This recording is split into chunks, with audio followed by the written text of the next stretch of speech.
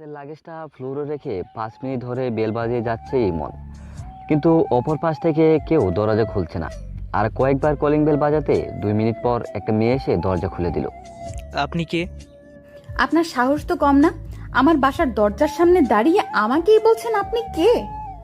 এটা আপনার বাসা? কিন্তু আমার জানা মতে তো এটা আমার খালার বাসা। আর তার একটি মাত্র মেয়ে আছে, অনেক পিচ্চি। আর সে হোস্টেলে থাকে। বাসায় তো কোনো কাজের মেয়েও নেই শুনেছি। কি আমাকে আপনার কাজের মেয়ের মতন মনে হয়? আরে আরে, আমি আবার কখন তা বললাম? আপনার মতলবটা কি বলেন তো? এই বস্তাগুলো কি আপনার? হ্যাঁ আমার, কিন্তু এগুলো তো বস্তা না। আমার মনে হয় আপনার চোখে সমস্যা আছে। যান গিয়ে রবি খালাকে ডাকেন। মেয়েটা দাঁতে দাঁত চেপে দরজা বন্ধ করে দিল। কিছুক্ষণ পর আবার দরজা খুলে গেল। এবার রুবি খালা এসেছে। ইমন তার খালার পায়ে হাত দিয়ে সালাম করলো। কেমন আছো খালা? অনেক ভালো। তুমি কেমন আছো? ভালোই ছিলাম, কিন্তু তোমাদের বাসার কাজের মেয়েটা মুডটাই খারাপ করে দিয়েছে। এত রাগী মেয়েকে কাজে রাখো কেন? তুমি কার কথা বলছো? বাসায় তো আমি আর তিথি ছাড়া কেউ নেই। তিথি? হ্যাঁ, ওই তো তিথি। কি রে, তুই দূরে আছিস কেন? এখানে আয়। তিথি তার আম্মুর পাশে দাঁড়িয়ে রাগে চোখে তাকালো ইমনের দিকে। ইমন কিছুটা স্বস্তি নিয়ে বলল, ঠিক আছে, আমার রুমটা দেখিয়ে দাও, অনেকটা ক্লান্ত লাগছে, গোসল করতে হবে। তিথি, তুই মনকে তোর পাশের রুমটা দেখিয়ে দে। আর ট্যাবে পানি ভরে ফ্রিজ থেকে কিছু আইস এনে দে। ছেলেটা অনেক দূর থেকে এসেছে, ঠান্ডা পানিতে একটু ভালো লাগবে। কি হলো, দাঁড়িয়ে আছেন কেন? ভেতরে যান, এটাই আপনার রুম। লাগেজটা নিয়ে ভিতরে চলে গেল ইমন। তিথি নিজের রুমে এসে রাগে ফুঁসতে লাগলো। ইচ্ছে করছে ফ্রিজের বরফগুলো দিয়ে ছেলেটার মাথা ফাটিয়ে দিতে। তার বাসায় এসে তাকে বলে কিনা কাজের মেয়ে। যে করেই হোক, এর একটা না একটা বিহিত তাকে করতেই হবে। গোসল শেষে ফ্রেশ হয়ে খেতে আসলো ইমন। তিথি বুদ্ধি করে ইমনের সামনের চেয়ারটাতে চুইংগাম লাগিয়ে দিয়েছে, কিন্তু ইমন চেয়ারটা ঘুরে অপর পাশে তার খালার কাছে বসলো। তিথি বাম হাতের আঙ্গুল বুদ্ধিমত্ত করে ডান হাতে লাগালো। তিথিকে দাঁড়িয়ে থাকতে দেখে তার আম্মু জোর করে তাদের সামনের চেয়ারটাতেই বসালো। কোনো মতে খাবারটা শেষ করে রুমে চলে আসলো তিথি। নিজের প্ল্যানে নিজেই ফেঁসে গেছে। জামার সাথে চুইংগাম লেগে বৃষ্টি হয়ে গেছে। নিজের উপরে এখন রাগ হচ্ছে তার। জামাটা চেঞ্জ করে আরেকটা পরে নিল। জ্যামে আটকা 10 ঘন্টা জার্নি করে ভীষণ ক্লান্ত লাগছে ইমনের। শরীরটা বিছানায় নেতিয়ে পড়েছে। বিছানায় হেলান দিতে বই পড়তে পড়তে একসময় ঘুমিয়ে পড়লো। যখন ঘুম ভাঙলো দেখে রাত 12টা বাজে। সন্ধ্যাবেলায় ঘুমিয়েছিল। হঠাৎ একটা স্বপ্ন দেখে ঘুম ভেঙে গেল। বিছানা থেকে উঠে দাঁড়াতে রুমের দরজায় হঠাৎ ফাঁক হয়ে গেল। ডিম লাইটের হালকা আলোয় একটা লম্বা ছায়া এসে পড়লো তার পায়ের সামনে। মুখ তুলে তাকালে দেখতে পেল সাদা পোশাকে একটা মেয়ে ভয়ানকভাবে হাসি দিল। চুলগুলো এলোমেলো ভাবে মুখের উপর ছড়ানো। ইমন কিছু না দেখার ভান করে বিছানায় বসলো। সামনে তাকিয়ে বলল, আচ্ছা বলেন তো, আপনি ভূত না পেতনি? মেয়েটা লম্বা সুরে বলল, আমি আত্মা, এই রুমে আমি থাকি। তুই আমার রুমটা দখল করেছিস, আমি তোর ঘাড় মটকে দেব। সেটা তো বুঝলাম, কিন্তু আত্মার পায়ে স্যান্ডেল কোন কোম্পানির? কথাটা শুনে তাড়াতাড়ি পায়ের দিকে তাকালো মেয়েটা, কিন্তু তার পায়ে কোনো স্যান্ডেল নেই। মুখ তুলে সামনে তাকিয়ে দেখলো কেউ নেই। কোথায় গেল লোকটা? হঠাৎ পিঠে কারো স্পর্শে চমকে উঠে পিছনে তাকালো। ইমন তার মুখের হাত দিয়ে বলল, আত্মারে কি মানুষ দেখে ভয় পায়? তিথি মুখের উপর থেকে চুলগুলো সরিয়ে বলল, আপনি আমাকে চিনলেন কি করে? আগে বলো, তুমি কি সত্যি তিথি নাকি তিথির আত্মা? আত্মা ফাত্তা কিছু না, আমি সত্যিই তিথি। তাহলে এতক্ষণ আত্মা হওয়ার অভিনয় কেন করছিলে? কই না, মানে থাক, আর বলতে হবে না, আমি বুঝতে পেরেছি। কি বুঝেছেন? সেটা তোমার না জানলেও চলবে। এখন রুমে গিয়ে শুয়ে পড়ো, অনেক রাত হয়েছে। তিথি ইমনের রুম থেকে বেরিয়ে বারবার নিজেকে ধিক্কার দিচ্ছে। তোকে দিয়ে কিছু হবে না রে তিথি, ভয় দেখাতে গিয়ে নিজেই ভয় পেয়ে বসে আছিস। ইমনকে সাহায্য করা নিয়ে ভাবতে ভাবতে একসময় ঘুমিয়ে পড়লো তিথি। পরদিন রেডি হয়ে কলেজে যাচ্ছে ইমন। নিজের কলেজ ছেড়ে নতুন পরিবেশে নতুন কলেজে আসার প্রথম দিন। রুবি খালা অবশ্যই আজকে কলেজে যেতে নিষেধ করেছিল, কিন্তু ইমন সেটা শুনেনি। রিক্সা নিয়ে 20 মিনিটের মাথায় কলেজের গেটে নামলো। ক্যাম্পাসের ভিতরে যেতে একদল ছেলে তাকে ঘিরে ধরলো। তাদের মধ্যে একজন ছেলে বলল, কোথায় যাচ্ছ ভাইয়া? ক্লাসে যাচ্ছি। ক্লাস তো করবেই, তার আগে আমাদের ক্লাসটাও করে নাও। আপনাদের ক্লাস মানে? আপনারা কি স্যার? অন্য আরেকটা ছেলে বলল, আমরা স্যার না ভাইয়া, আমরা তোমার স্যারের বাবা। এখন দয়া করে আমাদের কাজটা করে দাও। কি কাজ? এই তো লাইনে এসেছো। শোনো, তুমি এখান থেকে সোজা সামনের বিল্ডিংয়ের করিডোরে চলে যাবে। তারপর সেখান থেকে ডান দিকে ঘুরতেই দেখবে কয়েকটা মেয়ে আছে। তাদের মধ্যে প্রিয়া নামের মেয়েটাকে এই লেটারটা দিবে। আমার মনে হয় আপনি গেলে ভালো হবে। আপনি আমার চেয়ে ভালো চিনবেন। যা বলেছি তাই কর, নইলে কান ধরিয়ে দাঁড় করিয়ে রাখবো। ইমন আর কিছু না বলে লেটারটা হাতে নিল। ছেলেগুলো কথা মতো সেখানে যেতেই একদল মেয়ের দিকে চোখ পড়লো। সবগুলো মেয়েই অনেক স্মার্ট আর সুন্দরী, দেখেই বোঝা যাচ্ছে এরা বড়লোক ঘরের দোলালি। মেয়েগুলোর সামনে গিয়ে ইমন বলল, আপনাদের মধ্যে প্রিয়াকে? চোখ তুলে ব্রুকুসকে তাকালো মেয়েগুলো। তাদের মধ্যে একজন বলল, তুই চিনিস প্রিয়াকে? মেয়েটার তীক্ষ্ণ কণ্ঠ আর ধারালো চাহনিতে ইমন কিছুটা ভয় পেয়ে গেল। অবাক দৃষ্টিতে তাকিয়ে বলল, এই লেটারটা প্রিয়া নামের মেয়েটাকে দিয়েছে। কে দিদি বলেছে? আমি চিনি না, ওইখানে একদল ছেলে আছে, তারা। ঘাড় ঘুরিয়ে পিছনে ইশারা করে বলল। মেয়েটা বিদ্যুৎ গতিতে হাত থেকে লেটারটা নিল। বাজ খুলে পরে আগুন চোখে তাকালো তার দিকে। হঠাৎ পিছন থেকে একটা মেয়ে চিঠিটা নিয়ে জুড়ে জুড়ে পড়তে লাগলো, কেনাই কিছু। হাত দিয়ে কাগজটা মুড়ে ইমনের মুখে ছুঁড়ে মারলো। রাগি চোখে তাকিয়ে বলল, কি চাই তোর? আপনি ভুল বুঝছেন, এটা আমার চিঠি না। আমাকে একজন এটা আপনাকে দিতে বলেছে। তুই জানিস আমি কে? আমার বাবা এই এলাকার এমপি। আর তুই কি লিখেছিস? আমাকে কিস করতে চাস? খাওয়াচ্ছি তোকে কিস।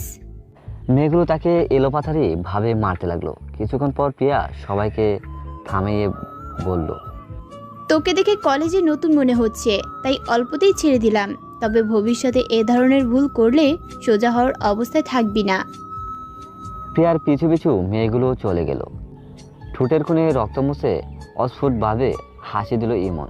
স্যারটা ঝেড়ে ক্লাসের দিকে রওনা হলো। ক্লাসে যেতে স্যার তাকে সামনে নিয়ে সবাইকে উদ্দেশ্য করে বলল, ওর নাম ইমন, আমাদের কলেজের নতুন, অনেক মেধাবী ছাত্র। আর যেহেতু ইমন এখানে নতুন, তাই আমি আশা করব তোমরা ওকে সব বিষয়ে সাহায্য করবে। ক্লাসের সবাই ইমনের দিকে তাকিয়ে স্যারের কথায় তাল মেলালো। সামনের বেঞ্চিতে পাশ কাটিয়ে যাওয়ার সময় হঠাৎ সেখানে বসা মেয়েগুলোর উপর চোখ পড়ল ইমনের। এরা তো তখনকার সেই মেয়েগুলো। এরা কি তার সাথেই পড়ে নাকি? খানিকটা হকচকিয়ে পেছনে একটা বেঞ্চে গিয়ে বসলো। পাশ থেকে একটা ছেলে বলল, হাই ব্রো। হাই। তোমার নামটা কিন্তু অনেক সুন্দর। থ্যাঙ্কস। আমি সাদিক। ও আচ্ছা, এখন ক্লাস চলছে, পরে কথা বলি। ওকে, ক্লাস শেষে কথা বলবো। প্রিয়া পিছন ফিরে একবার ইমনের দিকে তাকিয়ে মাথাটা নিচু করে ফেলল। স্যার চলে যেতেই দুজন মেয়ে ইমনের পথ আটকে দাঁড়ালো। জি, কিছু বলবেন? বলার জন্যই তো ওরা তোর পথ আটকিয়েছে। কি বলবেন? কলেজের নতুন ছাত্র হিসেবে তোকে এখানকার নিয়মকানুনগুলো বুঝিয়ে দিতে হবে না? কলেজের নিয়মকানুন সব আমার জানা আছে। কিন্তু এখানকার নিয়ম তোর জানা নেই। এখানে সব কিছু চলে আমার নিয়মে। আমি যা বলি সবাইকে তাই করতে হয়। আর না শুনলে তার অবস্থা কি হতে পারে তার কিছুটা হয়তো তুই বুঝতে পেরেছিস। প্রিয়ার কথায় তুমি কিছু মনে করো না, আসলে বাবা এমপি তো, তাই একটু ক্ষমতা গরম দেখায়। কলেজের সবাই কেন সব কিছু সহ্য করে? সবাই মিলে প্রতিবাদ করলেই তো হয়। তবু কিছু হবে না। এর আগে অনেকে এরকম করার চেষ্টা করেছে, তাদের সবার অবস্থা হসপিটালে না হয় জেলে হয়েছে। কয়েক কদম যেতেই একটা তালাবদ্ধ রুমের দিকে নজর গেল ইমনের। ছাদিকে চোখাভাবে জিজ্ঞেস করলো, এই রুমটা এমনভাবে তালাবদ্ধ কেন? আরে এসব বাদ দাও তো, এত কিছু জানার প্রয়োজন নেই। পড়াশোনা করতেছিস? এটাই ফোকাস করো, অন্যদিকে মনোযোগ দেওয়া ঠিক হবে না। টানতে টানতে তাকে সেখান থেকে নিয়ে আসলো সাদিক। ক্যাম্পাসে সে দুজন আলাদা হয়ে বাসায় রওনা হলো। হঠাৎ হাঁটা বন্ধ করে রাস্তায় দাঁড়িয়ে পড়লো ইমন। ফোনটা পকেট থেকে বের করে কাউকে একটা ভিডিও সেন্ড করলো। বাসায় যাওয়ার জন্য রিক্সা ঠিক করে উঠতেই কোথা থেকে যেন তিথি দৌড়ে এসে রিক্সায় উঠে বসলো। এ কি তিথি, তুমি এখানে? আমি আপনার কলেজের পাশেই আমার কলেজ। ও, কিন্তু তুমি আমাকে কি হয়ে দেখলে? আপনার জন্য অপেক্ষা করছিলাম, পরে দেখলাম আপনি রিক্সা করে চলে যাচ্ছেন, তাই দৌড়ে উঠে পড়লাম। কিন্তু তুমি আমার জন্য অপেক্ষা করছিলে কেন? আম্মুর থেকে শুনলাম আপনি নাকি এই কলেজে ভর্তি হয়েছেন, তাই ভাবলাম একসাথেই যাই। ও আচ্ছা, ভালো করেছো। এখন একটু দূরে সরে বসো। এভাবে গা ঘেঁষে বসে আছো কেন? তিথি মন খারাপ করে একটু সরে বসলো, আর তার রাগে তার গাল লাল হয়ে যাচ্ছে। এমন কেন লোকটা? এমন ভাবে বললেন আমি যেন তার গায়ের উপর উঠে পড়েছি। তিথির ভিড় করে কথাটা হালকা কানে আসলো ইমনের।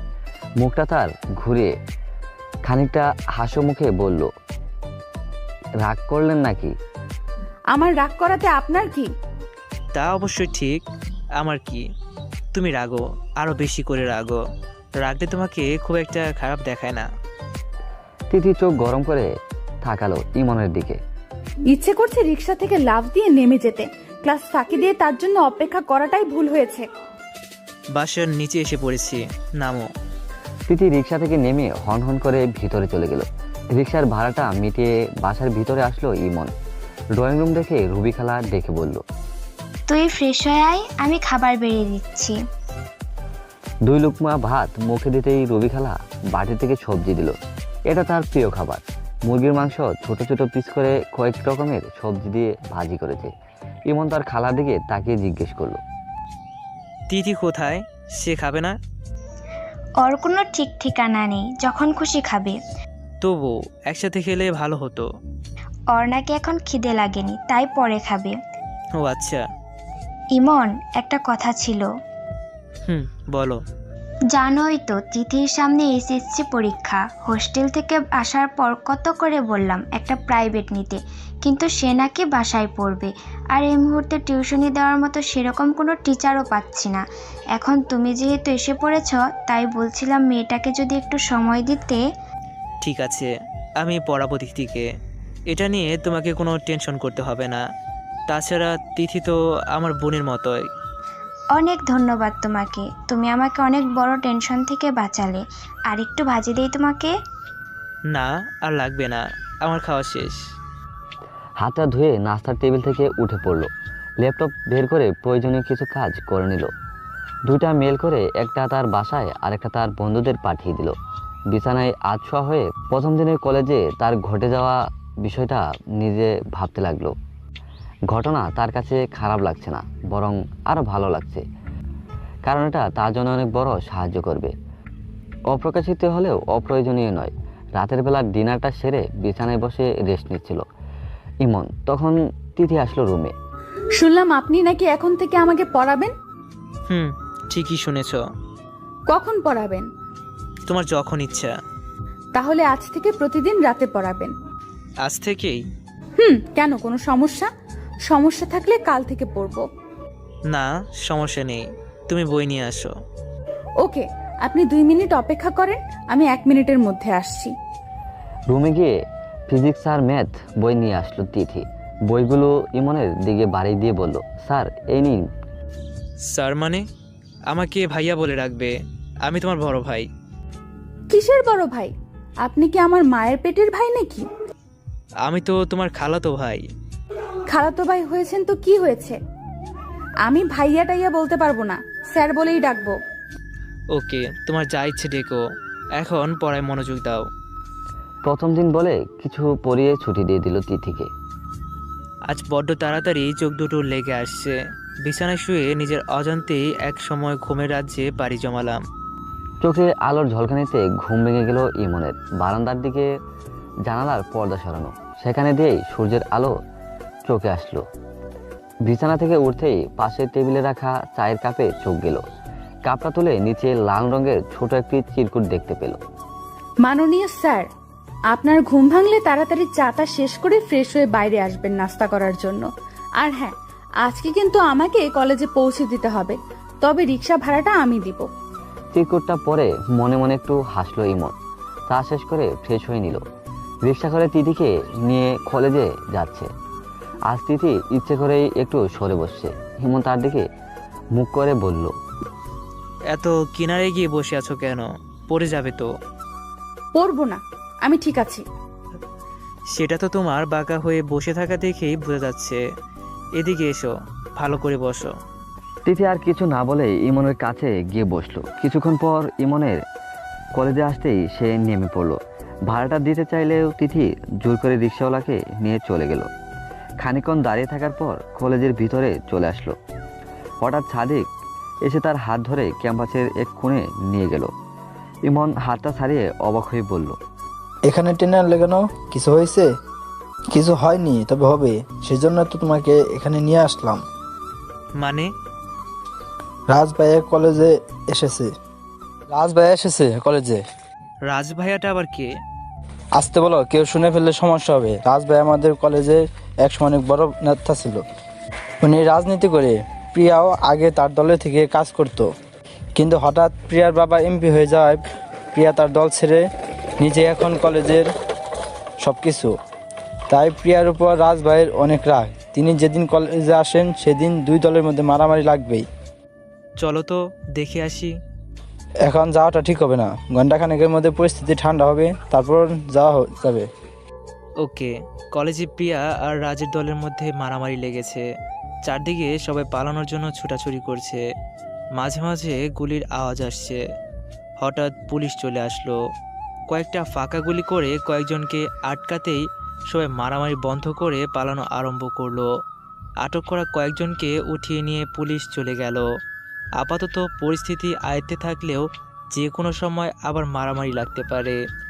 আজ আর ক্লাস করা হবে না।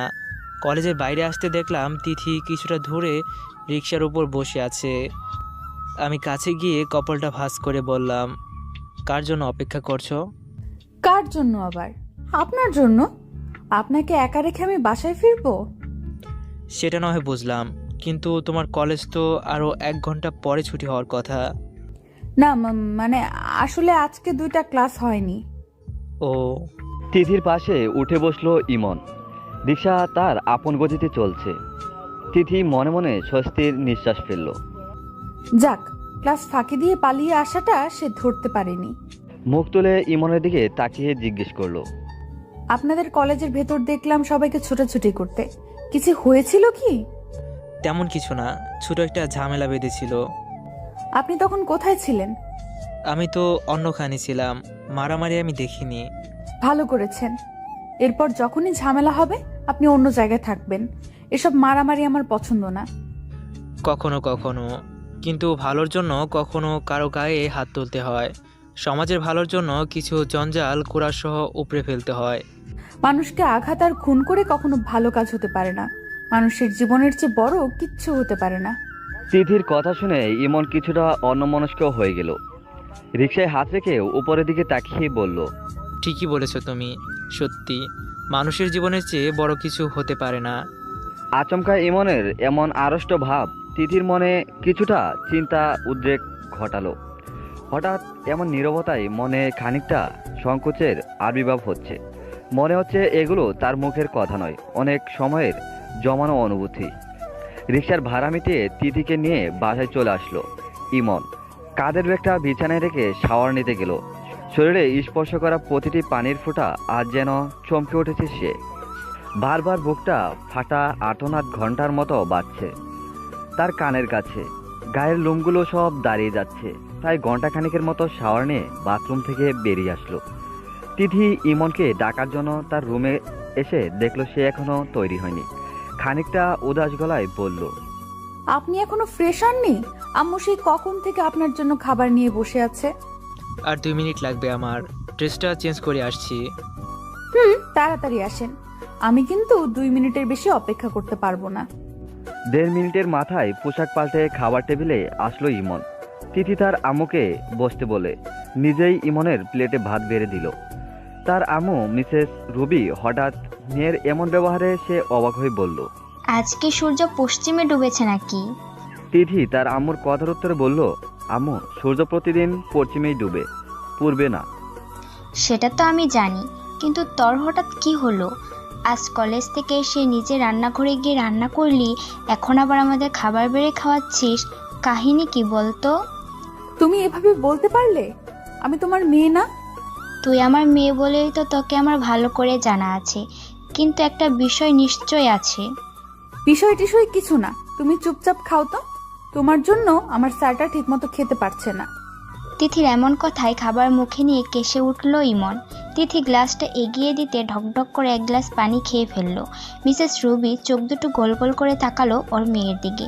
কোনো মতে খাবারটা শেষ করে সেখান থেকে উঠে আসলো ইমন। রাতে বই খাতা নিয়ে তিথি তার কাছে পড়তে আসলে ইমন ধমক দিয়ে বলল, তখন খালার সামনে ওভাবে কথাটা বললে কেন? কিভাবে বললাম? আমি তো আপনাকে স্যার বলেই রেখেছি। খালার সামনে কেন স্যার বলতে হবে? আর স্যার বলছো ঠিক আছে, ওইভাবে ন্যাকামো করে বলার কি আছে? শুধু স্যার বললেই তো পারো। ঠিক আছে, এখন থেকে শুধু স্যার বলবো, শুধু স্যার। শুধু স্যার মানে ইয়ার কি করো আমার সাথে?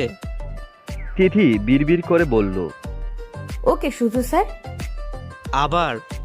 Sorry sir. এখন গতকাল যেসব বুঝিয়ে দিয়েছি তার সবগুলো খাতায় লিখবে, তারপর নতুন পড়া। স্যার, আপনি কি কখনো প্রেম করেছেন? মানে কখনো কি কাউকে পছন্দ হয়েছে? এসব আজে বাজে কথা বাদ দিয়ে পড়ায় মনোযোগ দাও। বলেন না একটু। একদম চুপ, পড়তে বসো। ইমনের ধমক শুনে তিথি চুপ হয়ে গেল। আস্তে করে বলল, গতকাল আমি কিছু বুঝতে পারিনি। সেটা এতক্ষণ বললেই তো পারতে। ঠিক আছে, এখন আবার বুঝিয়ে দিচ্ছি, মনোযোগ দিয়ে দেখো। তিথিকে পড়া বোঝাতে বোঝাতে রাত 10টা বেজে গেল। মিনিমাম 10-12 বার একই পড়া তাকে বোঝাতে হচ্ছে। ক্লান্ত হয়ে বিছানায় বসে পড়ছে ইমন। একটা দুর্বল স্টুডেন্টকে বোঝাতেও এত সময় লাগে না। বুঝতে পারছেন না এটা কি তার নিজের দোষ নাকি তিথির? অবশ্যই তিথি তো অনেক মেধাবী একজন ছাত্রী, হয়তো তার নিজের অপারগতা এটা। ল্যাপটপটা হাতে নিয়ে অন করতেই ফোনটা বেজে উঠল। সাদিক ফোন করেছে। ফোনটা রিসিভ করে হ্যালো বলল ইমন। ইমন, কলেজে অনেক বড় একটা ঝামেলা হয়ে গেছে। কি ঝামেলা? কাল কলেজে যাবে না, বাসায় থাকবে। ইমন অবাক হয়ে বলল, কলেজে যাব না কেন? আজকে কলেজে মারামারি হওয়ার সময় পুলিশ যে কয়েকজনকে ধরে নিয়ে গেল, তুমি দেখছো? হ্যাঁ দেখেছি, কিন্তু তাতে হয়েছেটা কি? অনেক বড় ঝামেলা হয়েছে। তখনকার সেই পুলিশগুলো আসল পুলিশ ছিল না, তারা সবাই শুধু পুলিশের পোশাক পরেছিল। আর যে 3 জনকে তারা ধরে নিয়ে গেছে তারা সবাই রাজবাড়ির দলের লোক। ও, কিন্তু এতে কলেজ বন্ধ দেওয়ার কি হলো? তুমি বুঝতে পারছো না ব্যাপারটা? রাজবাড়ির লোক কিডন্যাপ হয়েছে, মানে সব দোষ গিয়ে পূর্বে প্রিয়া আর তার দলের উপর। আর এখন কলেজে তাদের মধ্যে অনেক বড় কাণ্ড হবে। এই অবস্থায় আমাদের কলেজে না যাওয়াটাই বেটার। তুমি ঠিকই বলেছ, অনেক ধন্যবাদ তোমাকে। ওকে, পরে কথা হবে। আর যেদিন আমি কলেজে যাব তোমাকে জানিয়ে দিব। বাই। বাই। ফোনটা রেখে রুমের দরজাটা বন্ধ করে দিয়ে আসলো ইমন। আফসোস একটা হাসি ফুটে উঠলো তার মুখে।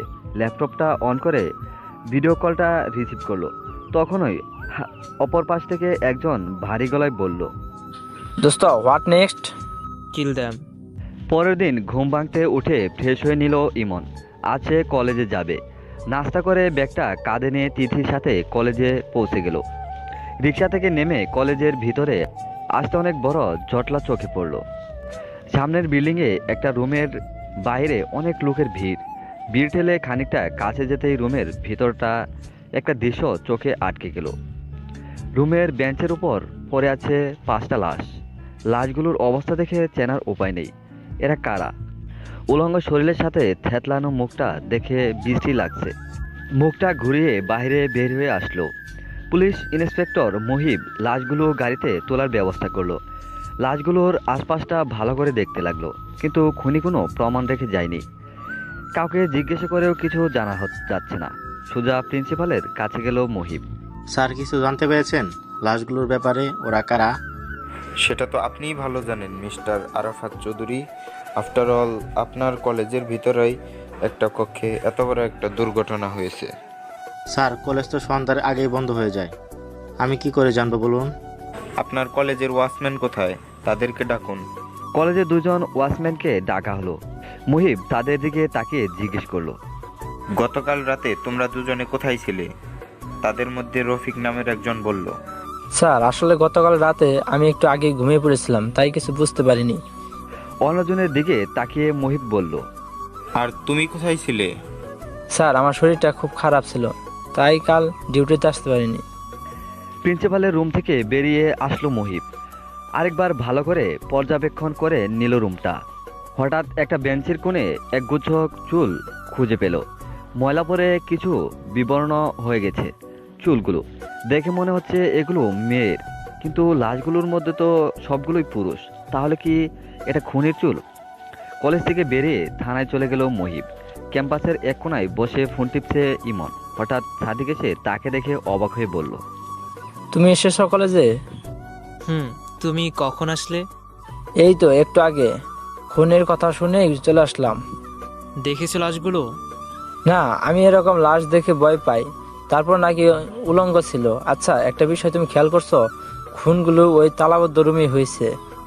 আমার মনে হয় এগুলো রাজবাড়ির লোক। কেন এমন মনে হচ্ছে? আরে, রাজবাড়ির লোকেরাই তো এই রুমে। ওই রুমে কি? না থাক, কিছু না। তুমি বাসায় যাবে না? চলো একসাথে যাই। তুমি যাও, আমার একটা জরুরি কাজ আছে, আমি একটু পরে যাব। ওকে, তাহলে আমি গেলাম। বাই। সাদিক চলে যেতে একটা রিক্সা নিয়ে উঠে পড়লো ইমন। রিক্সাটা একটা চার রাস্তার মোড়ে থামিয়ে ভাড়া মিটিয়ে নেমে পড়লো। হেডফোন কানে লাগিয়ে একটা বাসার ভিতরে ঢুকে পড়লো। বাসাটার গোপন একটা দরজা দিয়ে নেমে আসলো ফ্লোরে, নিচের কামরায়। আবছা আলোয় দুইটা অসহায় মুখ ভেসে উঠলো তার সামনে। চেয়ারে পা দুলে বসে পড়লো ইমন। চোখ দিয়ে তার যেন আগুন বের হচ্ছে। পাশ থেকে রাফি বলল, দোস্ত, এরা দুজন তোর সাথে কথা বলতে চায়। ইমন তাদের চোখের দিকে তাকিয়ে বলল, কি কথা? তাদের মধ্যে একজন বলে উঠল, ভাই, আপনি আমাদের জীবন বাঁচিয়েছেন। আপনার ঋণ আমরা কোনোদিনও শোধ করতে পারবো না। কথাটা শুনে ভয়ানকভাবে হেসে উঠল ইমন। পাশ থেকে পিস্তল হাতে নিয়ে বলল, তোদের জীবন দিয়ে শোধ করতে পারবি? মানে খুব সোজা, ডু অর ডাই। তোদের কপাল খুব খারাপ, তোরা ড্রাই অপশনটা বেছে নিয়েছিস, তাই তোদের এখনই মরতে হবে। ভাই, আমরা কি করেছি? কেন আমাদের মারতে চান? সেটা ওপারে গিয়ে হিসেব করবি। শুধু এইটুকু জেনে রাখ, তোদের বাঁচিয়েছি আমি নিজের হাতে খুন করার জন্য। একে একে চারটা গুলি বের হলো বন্দুক থেকে। দুইটা নিহত দেহ পড়ে আছে রুমটাই। তাজা রক্তই বেশে বেড়াচ্ছে মেঝেতে। ইমনের ইচ্ছে করছে মৃত লাশগুলোকে খুবলে খেতে, ছিন্ন ভিন্ন করে দিতে তাদের দেহ। তুষার ইমনকে উদ্দেশ্য করে বলল, এদেরকে এত সহজে মরতে দেওয়াটা ঠিক হয়নি। ভয়ঙ্কর কষ্ট দিয়ে মারা উচিত ছিল এসব জানোয়ারদের। ইমন, তুই বাসায় চলে যা। তোর খালা দুশ্চিন্তা করতে পারে, আমরা এদের সামলাচ্ছি। দুজন শিকারীর ছবিতে ক্রস চিহ্ন এঁকে দিল ইমন। চেইন রিয়াকশনের মতো শুরু হয়ে গেছে এই মৃত্যুর খেলা। একে একে শেষ করতে হবে সবগুলো নরপশুকে। মৃত্যু এদের একমাত্র শাস্তি। কিছু অপবিত্র জঙ্গলের মৃত্যুতে যদি সমাজটা পরিষ্কার হয় তাতে কোনো ক্ষতি নেই। আস্তানা থেকে রাস্তায় বেরিয়ে আসলো ইমন। খানিকটা পথ পায়ে হেঁটে একটা রিক্সা নিয়ে বাসায় চলে আসলো। রুবি খালা ইমনকে দেখে ব্যস্ত হয়ে বলল, তিথি কোথায়? তিথি এখনো বাসায় ফিরেনি? না, আমি তো ভেবেছিলাম তিথি তোমার সাথে আসবে। রুবি খালার কথায় মনে দুশ্চিন্তা ভর করলো ইমনের। বিকেল হয়ে গেছে, এখনো তিথি বাসায় ফেরেনি। কোথায় গেল মেয়েটা? নাকি কোনো বিপদে পড়েছে? বিপদের কথা মাথায় আসতেই বুকটা কেঁপে উঠল তার। তাড়াতাড়ি বাসার নিচে এসে রিক্সা নিয়ে তিথির কলেজে যাওয়ার জন্য রওনা হলো। তিথির কলেজের খানিকটা আগেই ইমনের কলেজ পড়ে। সেখানে আসতেই দেখলো কাঁধে ব্যাগ নিয়ে কলেজের গেটের এক কোণায় দাঁড়িয়ে আছে তিথি। মেয়েটার কি কাণ্ডজ্ঞান বলে কিছু নেই। কোনো মতে রাগটা কন্ট্রোল করে তিথিকে রিক্সায় উঠে বলল, আপনি চলে যান, আমি আপনার সাথে যাব না। তাহলে কার সাথে যাবে? আমি একাই যাব। একাই যদি যাবে তাহলে এতক্ষণ ধরে দাঁড়িয়েছিলে কেন? বাসায় চলে যেতে পারোনি? আমার ইচ্ছে হয়েছে, দাঁড়িয়ে আছি, তাতে আপনার কি? আর আমার যখন মন চাইবে তখন বাসায় যাব। ঠিক আছে, তোমার যখন ইচ্ছা বাসায় যেও, কিন্তু এখানে বেশিক্ষণ দাঁড়িয়ে থেকো না। যে কোনো সময় বড় ধরনের কোনো বিপদ হয়ে যেতে পারে। আমি কিন্তু কিছু করতে পারবো না। চোখ ঘুরিয়ে ইমনের দিকে তাকিয়ে রিকশায় উঠে পড়ল তিথি। বাইরের দিকে তাকিয়ে চোখ ঘুরে বসে আছে, কিন্তু অবাধ্য চুল বারবার তার কপালে এসে পড়ছে। সেইগুলো হাত দিয়ে সরিয়ে দিচ্ছে তিথি। ইমন তার দিকে মুখ ফিরেই বলল, আচ্ছা সরি, আমার ভুল হয়ে গেছে। তিথি পূর্বের ভঙ্গিতেই মুখে তালা মেরে বসে আছে। তার পক্ষ থেকে কোনো উত্তর না পেয়েই ইমন আবারও বলল, সরি বললাম তো, আমার ভুল হয়ে গেছে। তোমাকে রেখে বাসায় যাওয়াটা আমার ঠিক হয়নি। আপনাকে সরি বলতে হবে না। আমি আপনার কি হই যে আমার জন্য আপনি অপেক্ষা করবেন? তিথির কথার প্রত্যুত্তরে চুপ হয়ে গেলাম আমি। রিক্সা থেকে নেমে বাসার ভিতরে চলে গেলাম। রবি খালা কিছু বলার আগেই নিজের রুমে চলে গেল তিথি। রবি খালা আমার দিকে তাকিয়ে জিজ্ঞেস করলেন, ইমন তার খালার কাঁধে হাত রেখে বলল, তেমন কিছু না, তুমি এসব নিয়ে টেনশন করো না তো। তুমি খাবার বেড়ে দাও, খুব খিদে পেয়েছে। তুমিও হাত মুখ ধুয়ে ফ্রেশ হয়ে এসো, আমি ভাত বেড়ে দিচ্ছি। ফ্রেশ হয়ে এসে খাবার খেয়েও নিল ইমন। তিথি রুমে দরজা বন্ধ করে আছে। রাতে অনেকক্ষণ অপেক্ষা করার পরও তিথি পড়তে আসলো না। রবি খালাকে ডাকতে তিনি এসে বলল, তিথি নাকি আজ পড়বে না। কিছুটা অবাক হয়ে নিজের রুমে চলে আসলো ইমন। হঠাৎ তিথির এমন আচরণে ঠিক বুঝতে পারছে না ইমন। বিছানা শুয়ে পাশ ফিরছে ইমন, কিন্তু ঘুম আসছে না। বেশ কিছুক্ষণ পর বিছানা থেকে উঠে ছাদে যাওয়ার জন্য পা বাড়ালো। ছাদের একপাশের কিনারায় কেউ পিছনে ফিরে দাঁড়িয়ে আছে। কাছে গিয়ে বুঝতে পারলো এটা তিথি। পিছনে দাঁড়িয়ে ইমন বলল, এত রাতে এখানে কি করছো? আচমকা ইমনের কণ্ঠে চমকে উঠল। হাত উল্টো পাশ নিয়ে গালের উপরে নোনা জলগুলো মুছে বলল, কিছু না, এমনি দাঁড়িয়ে আছি। তোমার কি কিছু হয়েছে? বিকেল থেকে দেখছি মন খারাপ করে আছো। কেউ কি কিছু বলেছে? না, কেউ কিছু বলেনি। তাহলে মন খারাপ কেন? সেটা আপনি বুঝবেন না। না বললে কিভাবে বুঝবো? একবার তো বলো। আপনার জন্য আমার মন খারাপ। ইমন খানিকটা অবাক হয়ে বলল, আমার জন্য মানে? বলেছিলাম না আপনি বুঝবেন না। তিথি, তুমি আসলে কি বলতে চাইছো? একটু খোলাসা করে বলো তো। আপনাকে সেদিন প্রথমে দেখার পর থেকে আমার সবকিছু পরিবর্তন হয়ে গেছে। সব সময় শুধু আপনার কথা ভাবতে ইচ্ছে করে, আপনার পাশে থাকতে ইচ্ছে করে। আপনার জন্য অপেক্ষা করতে আমার ভালো লাগে, আপনার জন্য রান্না করতে ভালো লাগে। আপনার অবহেলায় আমি অনেক কষ্ট পাই। আমার সাথে কেন এসব হচ্ছে আমি জানি না, কিন্তু আমার মনে হচ্ছে আপনাকে ছাড়া আমি থাকতে পারবো না। আমার দম বন্ধ লাগবে। তিথির একদমে বলা কথাগুলো শুনে হতভম্ব হয়ে গেল ইমন। বিষণ্ণ ভাব ফুটে উঠেছে তার চোখে মুখে। তিথি দিকে তাকিয়ে বলল, তুমি কি আমাকে ভালোবেসে ফেলেছো? আমি জানি না, কিন্তু যদি এগুলোকে ভালোবাসা বলে তাহলে হ্যাঁ, আমি আপনাকে ভালোবাসি, অনেক বেশি ভালোবাসি। তা না তিথি, তুমি ভুল পথে পা বাড়িয়েছ। ভালোবাসাটা কি অন্যায়? এটা ন্যায়নের বিষয় না।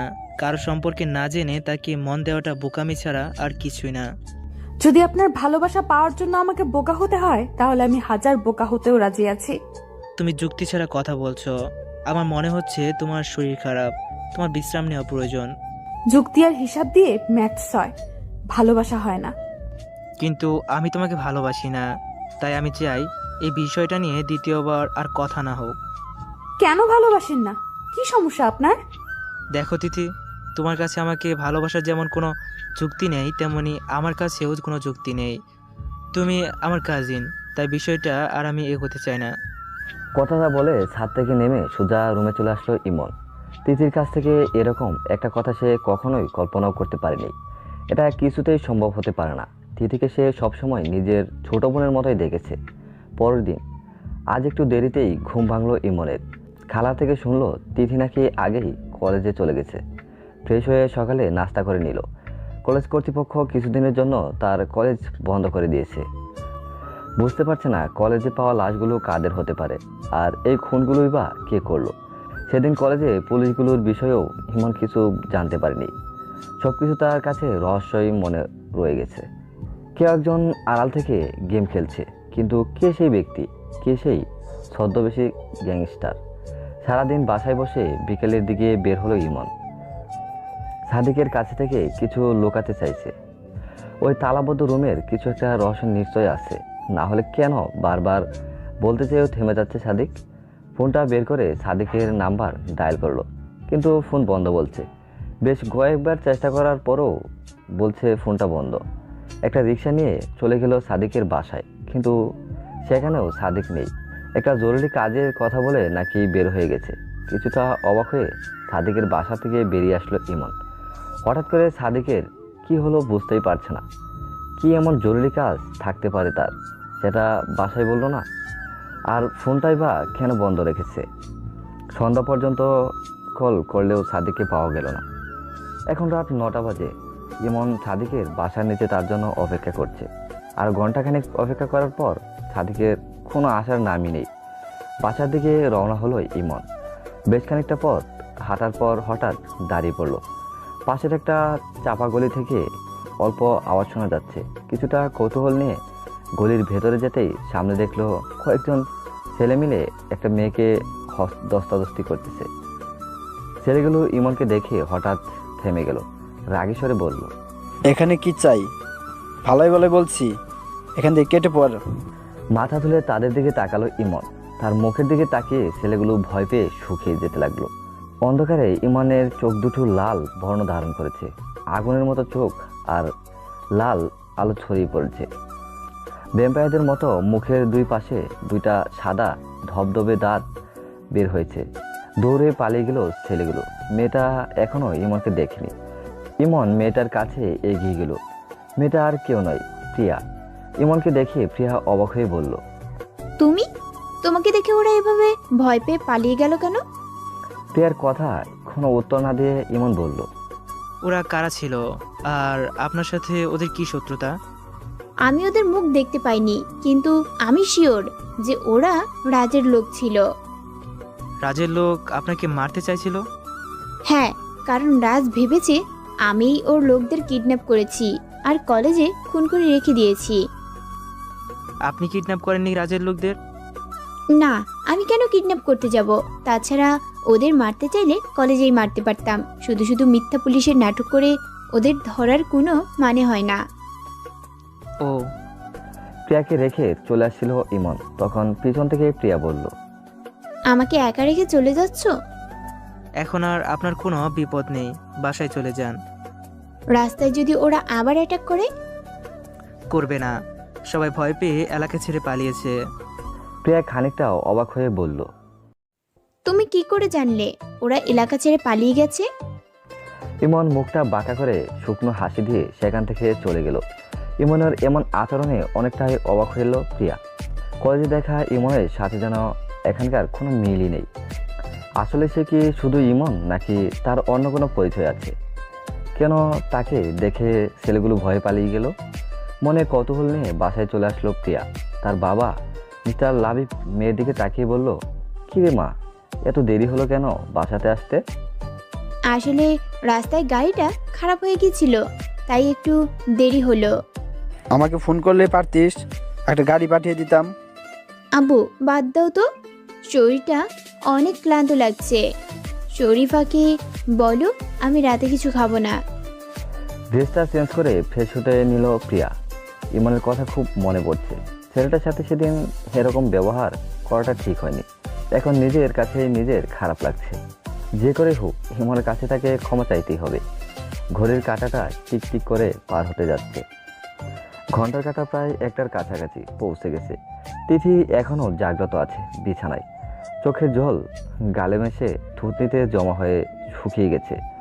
আর সারাদিন একবারও ইমনের দেখা সে পায়নি। মনটা বারবার ছটফট করছে তার কাছে যেতে, কিন্তু ইমন তো ভালোবাসে না তাকে।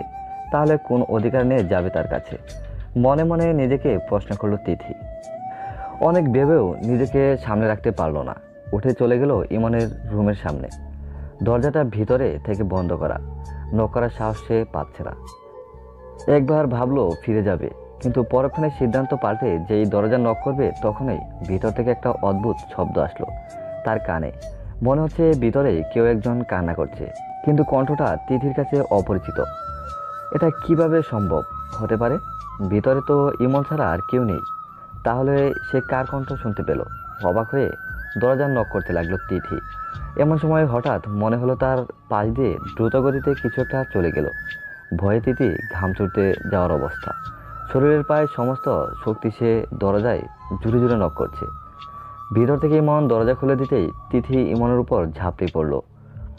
শরীরের সর্বশক্তি দিয়ে জড়িয়ে ধরল ইমনকে। মনে হচ্ছে ইমন তাকে মৃত্যুর হাত থেকে বাঁচিয়েছে। হঠাৎ তিথির এমন আচরণ দেখে খানিকটা হকচকিয়ে গেল ইমন। বেশ বুঝতে পারছে কিছু একটা হয়েছে, না হলে তিথি এভাবে জড়িয়ে ধরতো না। প্রায় মিনিট 3 পর তিথি ইমনকে ছেড়ে দিল। তার বুকটা এখনো ধুকধুক করছে, কপাল জুড়ে বিন্দু বিন্দু ঘাম জমে চিকচিক করছে। ইমন তিথিকে উদ্দেশ্য করে বলল, কি হয়েছে তোমার? কোনো দুঃস্বপ্ন দেখেছো? তিথি ইমনকে ঠেলে রুমের ভিতরে চলে গেল। আশেপাশে তাকিয়ে বলল, আপনার রুমে কে ছিল? আমার রুমে আবার কে থাকবে? আমি ছিলাম। আমি স্পষ্ট শুনেছি কেউ একজন আপনার রুমে কাঁদছিল। কে সে? কী সব আবোল তাবোল বলছো? আমার রুমে কে কাঁদবে? আমি ছাড়া তো এখানে কেউ ছিল না, আর আমি ঘুমিয়েছিলাম এতক্ষণ।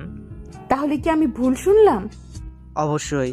তুমি এক কাজ করো, রুমে গিয়ে শান্তিমতো একটা ঘুম দাও, দেখবে সব ঠিক হয়ে গেছে। না, আমি আপনার সাথে থাকবো। আমার খুব ভয় করছে। কিসের ভয়? আমি একটু আগে ভূত দেখেছি। ভূত? কেমন দেখতে ভূত? আমি দেখিনি, কিন্তু বুঝতে পেরেছি সে আমার পাশ দিয়ে চলে গেছে। বুঝেছি। তোমাকে কোথাও যেতে হবে না, এখানেই ঘুমিয়ে পড়ো। আমি সোফায় যাচ্ছি। না প্লিজ, আপনি আমার সাথে ঘুমান, নইলে আমার ঘুম হবে না। আমি থাকতে পারবো না একা। তিথির মুখের দিকে তাকিয়ে দেখলো ভয়ে তার চোখ মুখ চুপসে গেছে। মনে হচ্ছে সত্যি কোনো একটা বিষয় নিয়ে অনেক ভয় পেয়েছে তিথি। আর কিছু না বলে বিছানায় তিথির পাশে শুয়ে পড়ল। লাইট অন করে রেখেই ঘুমিয়ে পড়ল দুজন। নিজের মাথা ইমনের বুকে উপর রেখে শক্ত করে জড়িয়ে ধরে আছে তিথি। ইমনের ঘুম ভাঙতে তিথির এই অবস্থা দেখে প্রথমে চমকে উঠল, কিছু বলল না। মনে হচ্ছে কোনো ঘুমন্ত পরে তার বুকের সাথে মিশে আছে। অদ্ভুত এক ধরনের ভালো লাগা কাজ করতে লাগলো তার ভিতরে। ইচ্ছে করছে হাত দিয়ে আরো গভীরে জড়িয়ে নিতে তাকে। নিজেকে সামনে নিয়ে আস্তে করে ডাক দিল তিথিকে। ইমনের ধাক্কায় তিথি আরো শক্ত করে জড়িয়ে ধরে ঘুম জড়ানো কণ্ঠে বলল, আম্মু ডিস্টার্ব করো না তো, কলেজের অনেক দেরি আছে। আম্মু মানে? কি বলছো এসব? ইমনের কণ্ঠ শুনে চোখ মেলে জিভে কামড় দিয়ে বলল, সরি, আমি ভেবেছি আম্মু। আচ্ছা ঠিক আছে, এখন ওঠো, ফ্রেশ হতে হবে। ইমনের বুকে নিজেকে দেখে লজ্জা ভাব ফুটে উঠল তার চেহারায়। ইমনকে ছেড়ে দিয়ে প্রায় দৌড়ে বের হয়ে গেল রুম থেকে। বাথরুমে গিয়ে ফ্রেশ হয়ে এসে বিছানায় বসতেই হঠাৎ ইমনের ফোনটা বেজে উঠল। গতকাল সাদিকের ব্যাপারে তাকে জানানোর জন্য সাদিকের আম্মুকে তার নাম্বারটা দিয়ে এসেছিল। তিনি কলটা করেছে। রিসিভ করে সালাম দিতেই অপর পাশ থেকে কান্নায় ভেঙে পড়ল সাদিকের আম্মু। এ কি আন্টি, আপনি কাঁদছেন কেন? কি হয়েছে? আমার সাদিক আর নেই বাবা, কেউ একজন তাকে খুন করেছে। সাদিক খুন হয়েছে? হাতের ফোনটা আছড়ে পড়ল ফ্লোরে। বিছানায় ধপাস করে বসে পড়ল ইমন। নিজের কানকেই বিশ্বাস করতে কষ্ট হচ্ছে তার। সাদিককে কে খুন করবে? কার সাথে তার শত্রুতা থাকতে পারে? বাসা থেকে বের হয়ে সাদিকের বাসার উদ্দেশ্যে রওনা হলো। তার বাসা আর সাদিকের বাসার রাস্তার মাঝে তাদের কলেজ। কলেজের সামনে এসে রিক্সা থেকে নেমে পড়লো। কলেজ তো বন্ধ ছিল, তাহলে এত ভিড় কেন ভিতরে? অবাক হয়ে কলেজের ভিতরে গেল। অনেকটাই ভিতর যেতে স্তম্ভিত হয়ে গেল ইমন। তার চোখ মুখ শক্ত হয়ে যাচ্ছে। আর 2টা লাশ রহস্যময় সেই রুমটাতে পড়ে আছে। আর 2টা ছেলের লাশ। দেখে মনে হচ্ছে বুকে গুলি করে মারা হয়েছে এদের। ইমনের পা থেকে মাথা পর্যন্ত কাঁপতে লাগলো। বুঝতে পারছে না তার চারপাশে কি হচ্ছে, কেনই বা এত খুন হচ্ছে। সবকিছু তার কাছে এতটাই দুঃস্বপ্নের মতো মনে হচ্ছে। কলেজের গেটে আসতে হঠাৎ একটা গাড়ি এসে থামলো তার সামনে। গাড়ির ভিতরে প্রিয়াকে দেখে মুখ ঘুরে চলে যাচ্ছিল। তখনই প্রিয়া পেছন থেকে ডাক দিল। ইমন দাঁড়িয়ে পড়লো। সেখানে অবাক দৃষ্টিতে তাকিয়ে বলল, জি বলুন। আমাকে দেখে এভাবে পালিয়ে যাচ্ছ কেন? পাপা, পালিয়ে যাচ্ছিলাম না তো, আসলে আমি দেখতে পাইনি আপনাকে। ও ঠিক আছে, এখন গাড়িতে ওঠো। গাড়িতে কেন উঠবো? আসলে আমি একটু শপিংয়ে যাব, তাই ভাবলাম তোমাকে নিয়ে যাই। আর গতকাল তো তোমাকে থ্যাঙ্কসও বলতে পারিনি। আজকে সেই উপলক্ষে তোমাকে একটা সারপ্রাইজ দেব।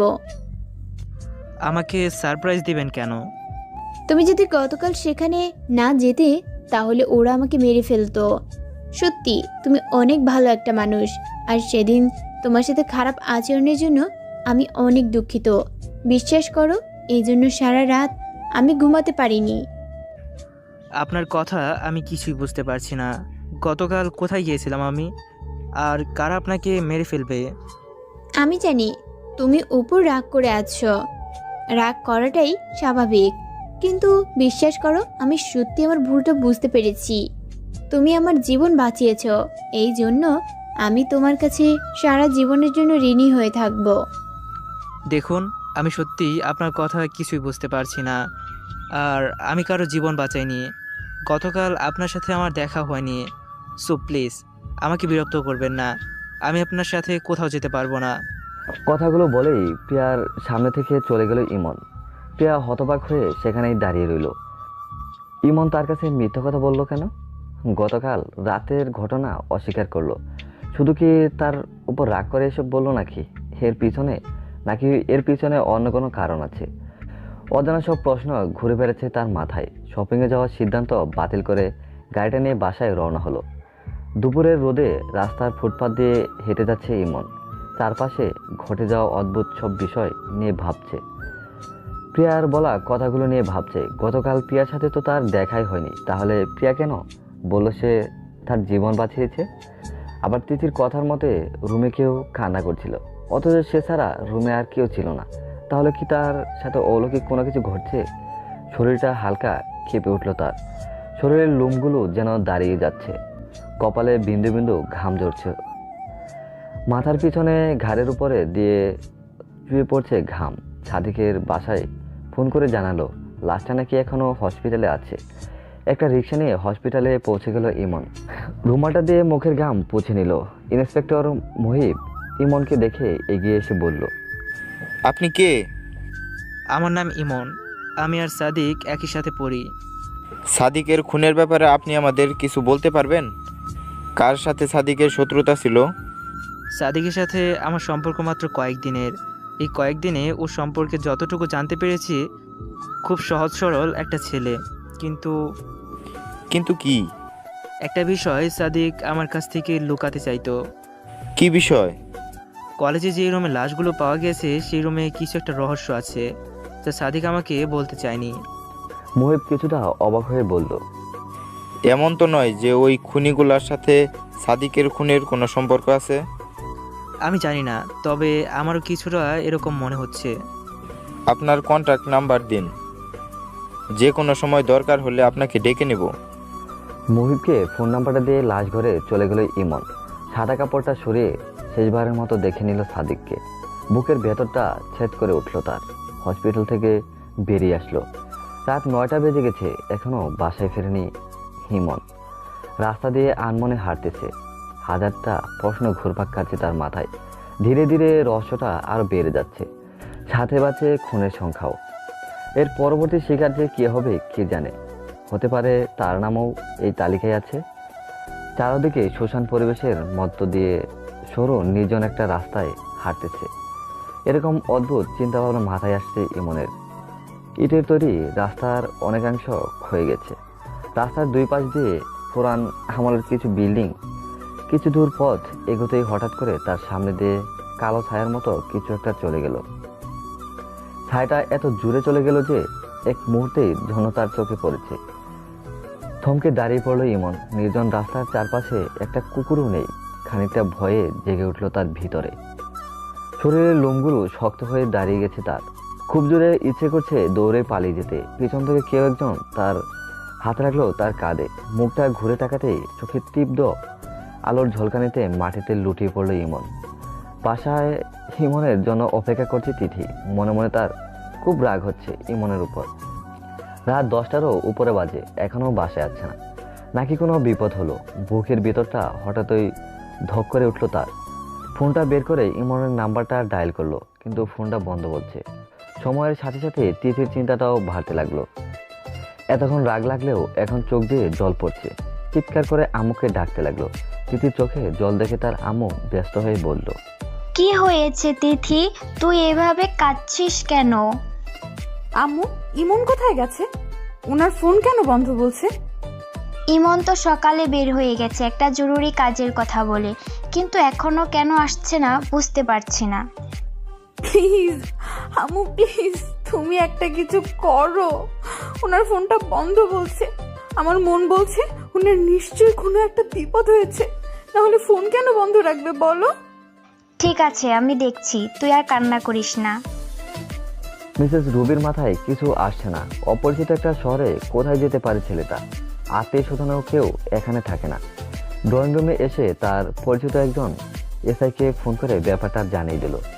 তিথির চোখ দিয়ে অজরে পানি পড়ছে। গাড়ি বের করে তার আম্মুকে সাথে নিয়ে ইমনকে খুঁজতে লাগলো। চোখ মেলে নিজেকে একটা বদ্ধ ঘরের বিছানার উপর আবিষ্কার করলো ইমন। পুরো ঘরটা জুড়ে আলো ছড়িয়ে আছে, কিন্তু আশ্চর্যের বিষয় আশেপাশে কোথাও কোনো আলো নেই। চারদিক দিয়ে বদ্ধ করা ঘরটার বিছানা থেকে উঠে বসে বিষণ্ণ হয়ে তার চোখ দুটো কপালে উঠে গেল। তার বিছানার একপাশে দাঁড়িয়ে আছে দুজন ব্যক্তি। দুজনের পরনেই ধবধবে সাদা পোশাক। তাদের শরীর থেকে আলো ছড়িয়ে পড়ছে রুমটায়।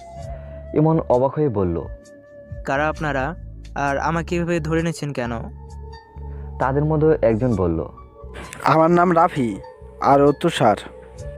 কিন্তু আমার কাছে আপনাদের কি চাই, আর আপনাদের শরীর থেকে এভাবে আলো বের হচ্ছে কেন? কারণ আমরা মানুষ নই, মানে আমরা জিন, তাই আমাদের শরীর থেকে এভাবে আলো ছড়াচ্ছে। জিন? ইমন ভয়ে গা কাটা দিয়ে উঠল। আপনার সামনে দুজন লম্বা মানুষ পুরো সাদা পোশাকে দাঁড়িয়ে আছে। আপনি তাদের সামনে একা। তাদের সমস্ত শরীর থেকে তীব্র আলো ছড়াচ্ছে। আর তাছাড়া দুইটাই জিন। তাহলে কি অবস্থা হবে আপনার? গলাটা শুকিয়ে যাচ্ছে ইমনের। মনে হচ্ছে এক্ষুনি অজ্ঞান হয়ে যাবে সে। হঠাৎ তাদের মধ্যে তুষার বলল, আমাদের ভয় পাওয়ার কিছু নেই, আমরা তোমার ক্ষতি করব না। কিন্তু আপনাদের আমার কাছে কি কি চাই? তোমাকে আমরা সব কিছু জানাতে চাই, সব সত্যি কথাগুলো বলতে চাই। সত্যি কথা? কি কি সেগুলো? সব কিছু বলবো তোমাকে, তার আগে একটা কথা, তুমি আমাদের দয়া করে ভয় পেও না, আমরা তোমার বন্ধু। বন্ধু? হ্যাঁ বন্ধু, আর তুমি এখন কোনো সাধারণ মানুষ নও। কী সব বলছেন আপনারা? আমরা ঠিকই বলছি, তুমি এখনো আমাদের মতো একটা জিন। আমরা ঠিকই বলছি, তুমিও এখন আমাদের মতো একটা জিন। রাফির কথায় আতঙ্কে উঠল ইমন। সে জিন মানে? এদের মাথায় কি সমস্যা আছে, নাকি তার সাথে কোনো গেম খেলার চেষ্টা করছে? আমরা তো তোমার সাথে কোনো গেম খেলছি না, তুমি সত্যি এখন একটা জিন। হকচকে উঠল ইমন। এরা কি মনের কথাও পড়তে পারে? হ্যাঁ পারি। তুমি কি ভাবছো আমরা সব জানি? তাহলে আমি কেন আপনাদের মনের কথা পড়তে পারতেছি না, যদি আমি আপনাদের মতো জিন হই? কারণ তুমি একজন রক্তে মাংস গড়া মানুষ, শুধু জিনের শক্তি তোমার মধ্যে রয়েছে। আমি আপনাদের কথা কিছুই বুঝতে পারছি না। যদি আমি মানুষ হই তাহলে কেন বললেন আমি আপনাদের মতো জিন? আর জিনদের শক্তি আমার মধ্যে আছে মানে? আমাদের জিন রাজ্যের একমাত্র রাজা জুহাইদের শক্তি এখন তোমার ভেতরে। শক্তিটা তোমার নিয়ন্ত্রণে নেই, বরং তুমি তার নিয়ন্ত্রণে। ইমনের এক মুহূর্তের জন্য মনে হলো এই জিন দুইটা তাকে মিথ্যে বলছে। আসলে তার ভিতরে কোনো শক্তি নেই। হঠাৎ রাফি বলল, ঠিক আছে, তোমাকে দেখাচ্ছি। কথাটা বলেই ইমনের মাথার কিছুটা উপরে হাত রাখা হলো। রাফি তার মাথার প্রচণ্ড ব্যথা শুরু হয়েছে। শরীরটা ঘেমে একাকার হয়ে যাচ্ছে। মনে হচ্ছে তার শরীর থেকে জোর করে কিছু টেনে বের করা হচ্ছে। সহ্য করতে না পেরে অজ্ঞান হয়ে গেলে ইমন। কিছুক্ষণ পর জ্ঞান ফিরতে তার সামনে তিনজন ব্যক্তিকে দেখতে পেল, যাদের একজনকে চিনতে পারছে না। তাকে দেখে মনে হচ্ছে একটা আলোর প্রতিবিম্ব। খানিকটা অবাক হয়ে ইমন বলল, ইনি কে? এটা জুহাইনের শক্তি, এটাই এতদিন তোমাকে নিয়ন্ত্রণ করেছে। কিন্তু আমার সাথে কেন এসব হচ্ছে? কেন আমার চারপাশে সব কিছু অদ্ভুত ঘটনাগুলো ঘটছে? রাফি ইমনের কথার উত্তরে বলল, তোমাকে সব কিছু আজ পরিষ্কার করে বলবো, আর কিছু লুকাবো না তোমার থেকে। তাহলে বলুন, এসব রহস্যের আড়ালে লুকিয়ে থাকা আসল কারণ কি? সব কিছু জানতে চাই আমি। আমাদের জিন রাজ্যের রাজা ছিল তখন রিহাইন। রিহাইন ছিল প্রচণ্ড ক্ষমতার অধিকারী। তার সময়ে রাজ্যে কেউ একটা অন্যায় করার সাহস পেত না, কিন্তু তার সততা আর ন্যায়নিষ্ঠতা অনেকের কাছেই তখন বিষের মতো লাগতো। মানুষদের মতো আমাদের জিন সমাজেও কিছু জিন আছে যারা ভালো সহ্য করতে পারে না, সব সময় অন্যের ক্ষতি করার চেষ্টায় মত্ত থাকে। এসব দুষ্টু জিনগুলোর সবাই তাদের শক্তি একত্রিত করে রাজা রিহাইনকে সিংহাসন থেকে নামানোর চেষ্টা করে, কিন্তু সম্মুখে তার শক্তির কাছে ওই জিনগুলোর শক্তি অনেক দুর্বল ছিল, তাই তার সাথে তারা পেরে উঠছিল না। হঠাৎ করে একদিন রাজা বনে শিকার করতে বের হয়। সেদিন রাজার সাথে শুধু তার একমাত্র সন্তান জুহাইদ ছিল। রাজাকে একা বনের মধ্যে পেয়ে হঠাৎ পিছন থেকে সেই জিনগুলো তাকে আক্রমণ করে। রাজা কিছু করার আগেই তারা তাকে খুন করে ফেলে। রাজপুত্র জুহাইদ তখন অনেক ছোট ছিল। সেদিন কোনো মতে সে তার প্রাণ নিয়ে বেঁচে ফিরে এসেছিল, কিন্তু রাজা রিহাইনের মৃত্যুতে সমস্ত রাজ্য জুড়ে নীরবতা নেমে আসে।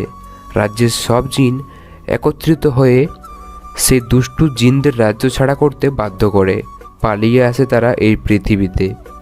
ইমন রাফির দিকে তাকিয়ে বলল, সেই দুষ্ট জিনগুলোকে সাহায্য করার জন্য কি রাজকুমার জুবাইদের শক্তি আমার মধ্যে আছে? না, তাদেরকে শায়েস্তা জুহাইদ নিজে করবে। তোমার ভিতরে এই শক্তি অন্য কারণে দেওয়া হয়েছে। ইমন কিছুটা অবাক হয়ে বলল, কি সেই কারণ? রাজা রিহাইনের মৃত্যুর পর রানী জেসিবার নেতৃত্বে রাজ্য চলতে থাকে। এরপর দেখতে দেখতে 15 বছর পার হয়ে যায়। রাজকুমার জুহাইদও অনেক শক্তি অর্জন করে পরিণত যুবক হয়ে যায়, কিন্তু রাজকুমার ছিল ভ্রমণ প্রিয়। সে প্রায় সময় অনেক দূরে ভ্রমণ করতে যেত। হঠাৎ একদিন সে পৃথিবী ভ্রমণ করার জন্য ঠিক করলো। মানুষ রূপে চলে আসে এই পৃথিবীতে। এখানকার মানুষের জীবনযাপন, পরিবেশ সব কিছু তার ভালো লেগেছিল। তেমনিভাবে ভালো লেগে যায় এখানকার একটা মেয়েকে। মেয়েটির নাম ছিল অর্পা। জুহাইদ অর্পা নামের মেয়েটিকে ভালোবেসে ফেলেছিল। ধীরে ধীরে অর্পাও জুহাইদকে ভালোবেসে ফেলে, কিন্তু অর্পা তখনও জানতো না জুহাইদ একটা জিন।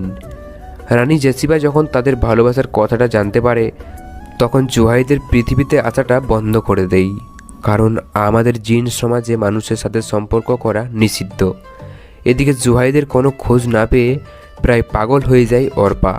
খাওয়া দাওয়া, ঘুম সব কিছু বাদ দিয়ে শুধু তার কথাই ভাবতে থাকে। জুহাইদও সুযোগ খুঁজে এক রাতে পালিয়ে আসে পৃথিবীতে। সরাসরি অর্পার বাসায় গিয়ে তার সাথে দেখা করে। সেদিন জুহাইদকে দেখে চমকে উঠেছিল অর্পা। তাকে জড়িয়ে ধরে অনেক কান্না করেছিল। আবার হারিয়ে ফেলার ভয়ে ছাড়তে চাইছিল না তাকে। সেদিন রাতে ভালোবেসে বুকে জড়িয়ে নিয়েছিল জুহাইদ। অর্পার মাথায় হাত রেখে কথা দিয়েছিল তাকে নিয়ে পালিয়ে যাবে। কথা দিয়েছিল নিজের পরিবার ছেড়ে আসবে তার কাছে। ভোর রাতের দিকে নিজের রাজ্যে চলে আসে জুহাইদ। তার পৃথিবীতে আসার খবরটা চলে যায় জেসিবার কানে। খবরটা শুনে তাকে আরও কড়াভাবে তালাবদ্ধ করে রাখা হয়। জোর করে তার বিয়ে ঠিক করা হয়। এভাবেই কেটে যায় বেশ কয়েকদিন, কিন্তু জুহাইদ কোনোভাবেই কিছু করতে পারছিল না। বিয়ের দিন আমার আর তুষারের সহায়তায় পালিয়ে অর্পার কাছে চলে আসে জুহাইদ, কিন্তু অর্পার বাসায় এসে সবচেয়ে বড় ধাক্কা খায় সে। ফ্লোরে সাদা কাফনে মোড়ানো অবস্থায় দেখতে পায় তার ভালোবাসাকে। অর্পাকে কেউ ধর্ষণ করে খুন করেছে। সেদিন তার পা থেকে মাথা পর্যন্ত জমে শক্ত হয়ে গিয়েছিল। চিৎকার করে কান্না করেছিল। একমাত্র অর্পা ছাড়া তাকে আর কেউ দেখতে পেত না। অর্পার লাশের কাছে পাথর হয়ে বসেছিল। রোজ তার কবরের কাছে গিয়ে চিৎকার করে কাঁদত। তারপর মনে মনে সিদ্ধান্ত নেই সেই নরপশুদের হত্যা করার, তাদের প্রত্যেককে খুঁজে বের করে উচিত শাস্তি দেওয়ার। ইমন অবাক হয়ে দেখল জিনগুলো তার সামনে কান্না করছে। জিনেরাও কাঁদতে পারে। তার নিজের চোখের কোণেও জল চলে এসেছে। চোখটা মুছে বলল, জুহাইদ কি পেরেছে ওই শয়তানদের শাস্তি দিতে? না, পারেনি। কারণ যারা অর্পাকে খুন করেছে তারা সবাই মানুষরূপী সব শয়তান জিন। এগুলো সেই জিনগুলো নয় তো? হতে পারে, আবার নাও হতে পারে। তবে এটা ঠিক যে তারা অনেক শক্তিশালী। তাদের শক্তির কাছে জুহাইদের শক্তি কিছুই না। তাহলে কি জুহাইদ তাদের কোনো শাস্তি দিতে পারবে না? পারবে। জুহাইদ তার বাবার একমাত্র বন্ধুর কাছ থেকে শিক্ষা গ্রহণ করেছে। তিনিও তার বাবার মতোই ক্ষমতাবান। তার কাছ থেকেই শক্তি নিয়ে ধ্বংস করবে সেই জিনদের। কিন্তু তার আগে তোমাকে খুঁজে বের করতে হবে তাদের। খুনের রহস্য বের করে মুখোশ খুলে দিতে হবে সেই ছদ্মবেশী গ্যাংস্টারের। কিন্তু আমি কি পারবো তাদের সাথে? তুমি তাদেরকে হত্যা করতে পারবে না, কিন্তু তাদের সব রহস্য উদ্ঘাটন করতে পারবে। তবে তোমাকে সাবধানে কাজ করতে হবে, কারণ তারা অনেক শক্তিশালী। এমনকি তোমার চোখের সামনে অনেক বিষয় ঘটবে, তোমার দৃষ্টিতে পড়বে, কিন্তু সেগুলো মিথ্যে, হয়তো তাদের বানানো কোনো মায়া। ইমনের খুব টেনশন হচ্ছে। রহস্য উদ্ঘাটন করতে গিয়ে শেষে তাকে না খুন হতে হয়। কিন্তু একটা বিষয় তার মাথায় ঘুরপাক খাচ্ছে, এত মানুষ থাকছে, তার ভিতরেই কেন এই জিন শক্তিটা চলে আসলো? কারণ এই শক্তিটা তোমার সাথে ভালোভাবে মিশে যেতে পেরেছে, আর এতে তোমার নিজেরও কোনো ক্ষতি হচ্ছে না। তবে তুমি কি জানো, তোমার নিজের শহর আর কলেজ ছেড়ে এই শহরে নতুন কলেজে ভর্তি হওয়ার পেছনেও এই শক্তিই দায়ী। এটাই তোমাকে নতুন কলেজে নিয়ে এসেছে, যেখানে অর্পা পড়তো। অর্পা আমাদের কলেজে পড়তো? হ্যাঁ। তার মানে কলেজে যে খুনগুলো হয়েছে সেগুলো আপনারা করেছেন? ইমন কিছুটা অবাক হয়ে বলল, তাহলে কে করছে এইসব খুন? সেটাই এখন থেকে তোমাকে বের করতে হবে। তবে আজকে কলেজে যেই দুটো লাশ দেখেছো, তাদেরকে তুমি নিজের হাতে খুন করেছো। কি? আমি? হ্যাঁ তুমি, তোমার ভিতরের শক্তি। জোহাইদের শক্তি খুন করেছে, আমি না। আমার তো খুনের কথা শুনেই ভয় লাগে। যারা সমাজের শত্রু, তাদের খুন করা দোষের কিছু না। তাছাড়া দেশের আইন এদের কোনো শাস্তি দিতে পারে না। মৃত্যুদণ্ডই এদের একমাত্র শাস্তি। কিন্তু যে দুজনকে জোহাইদের শক্তি খুন করেছে তারাও কি জিন ছিল? অর্পার খুনের সাথে কি তারাও জড়িত ছিল? ওরা অর্পার খুনি কিনা তা জানি না, তবে ওরা অনেকগুলো মেয়ের সর্বনাশ করেছে। কলেজের নিজেদের ক্ষমতার জোরে অনেক অন্যায় করেছে, আর কলেজে তাদের বিরুদ্ধে কেউ কোনো কথা বলার সাহস পায়নি। এতক্ষণ খারাপ লাগলেও সত্যিটা জানার পর এখন ভালোই লাগছে ইমনের। এসব মানুষ রূপী জানোয়ারদের এরকম শাস্তি হওয়াটাই উচিত। আচমকা তুষার বলল, ইমন, তুমি এখন বাসায় চলে যাও। তোমার খালা আর তিথি তোমাকে না পেয়ে অনেক খোঁজাখুঁজি করছে। এতক্ষণ যেন হুঁশ পেল ইমনের। এই কথাটা তো তার মাথায় আসেনি। হাতের ফোনটা বন্ধ হয়ে যাওয়ার সময় দেখতে পাচ্ছে না আশপাশ থেকে রাফি বলল, এখন রাত 1টা বাজে। তিথি আর তোমার খালা তোমাকে অনেক জায়গায় খুঁজছে, কিন্তু কোথাও না পেয়ে কিছুক্ষণ আগে বাসায় চলে গেছে। তিথি তোমার জন্য অনেক কান্না করছে। ইমনের চোখ দুটো কপালে তুলে বলল, আপনি এত কিছু কিভাবে জানলেন? এতক্ষণ তো আপনি আমার সামনেই ছিলেন। আমাদের দৃষ্টি মানুষের চেয়ে প্রখর। আশেপাশে ঘটে যাওয়া বিষয়গুলো আমাদের নজরে পড়ে। তুমি আর দেরি করো না, চোখটা বন্ধ করো। ইমন এক মুহূর্তের জন্য এই চোখ বন্ধ করতেই তার কানের কাছে হালকা শীতল বায়ু অনুভব হলো।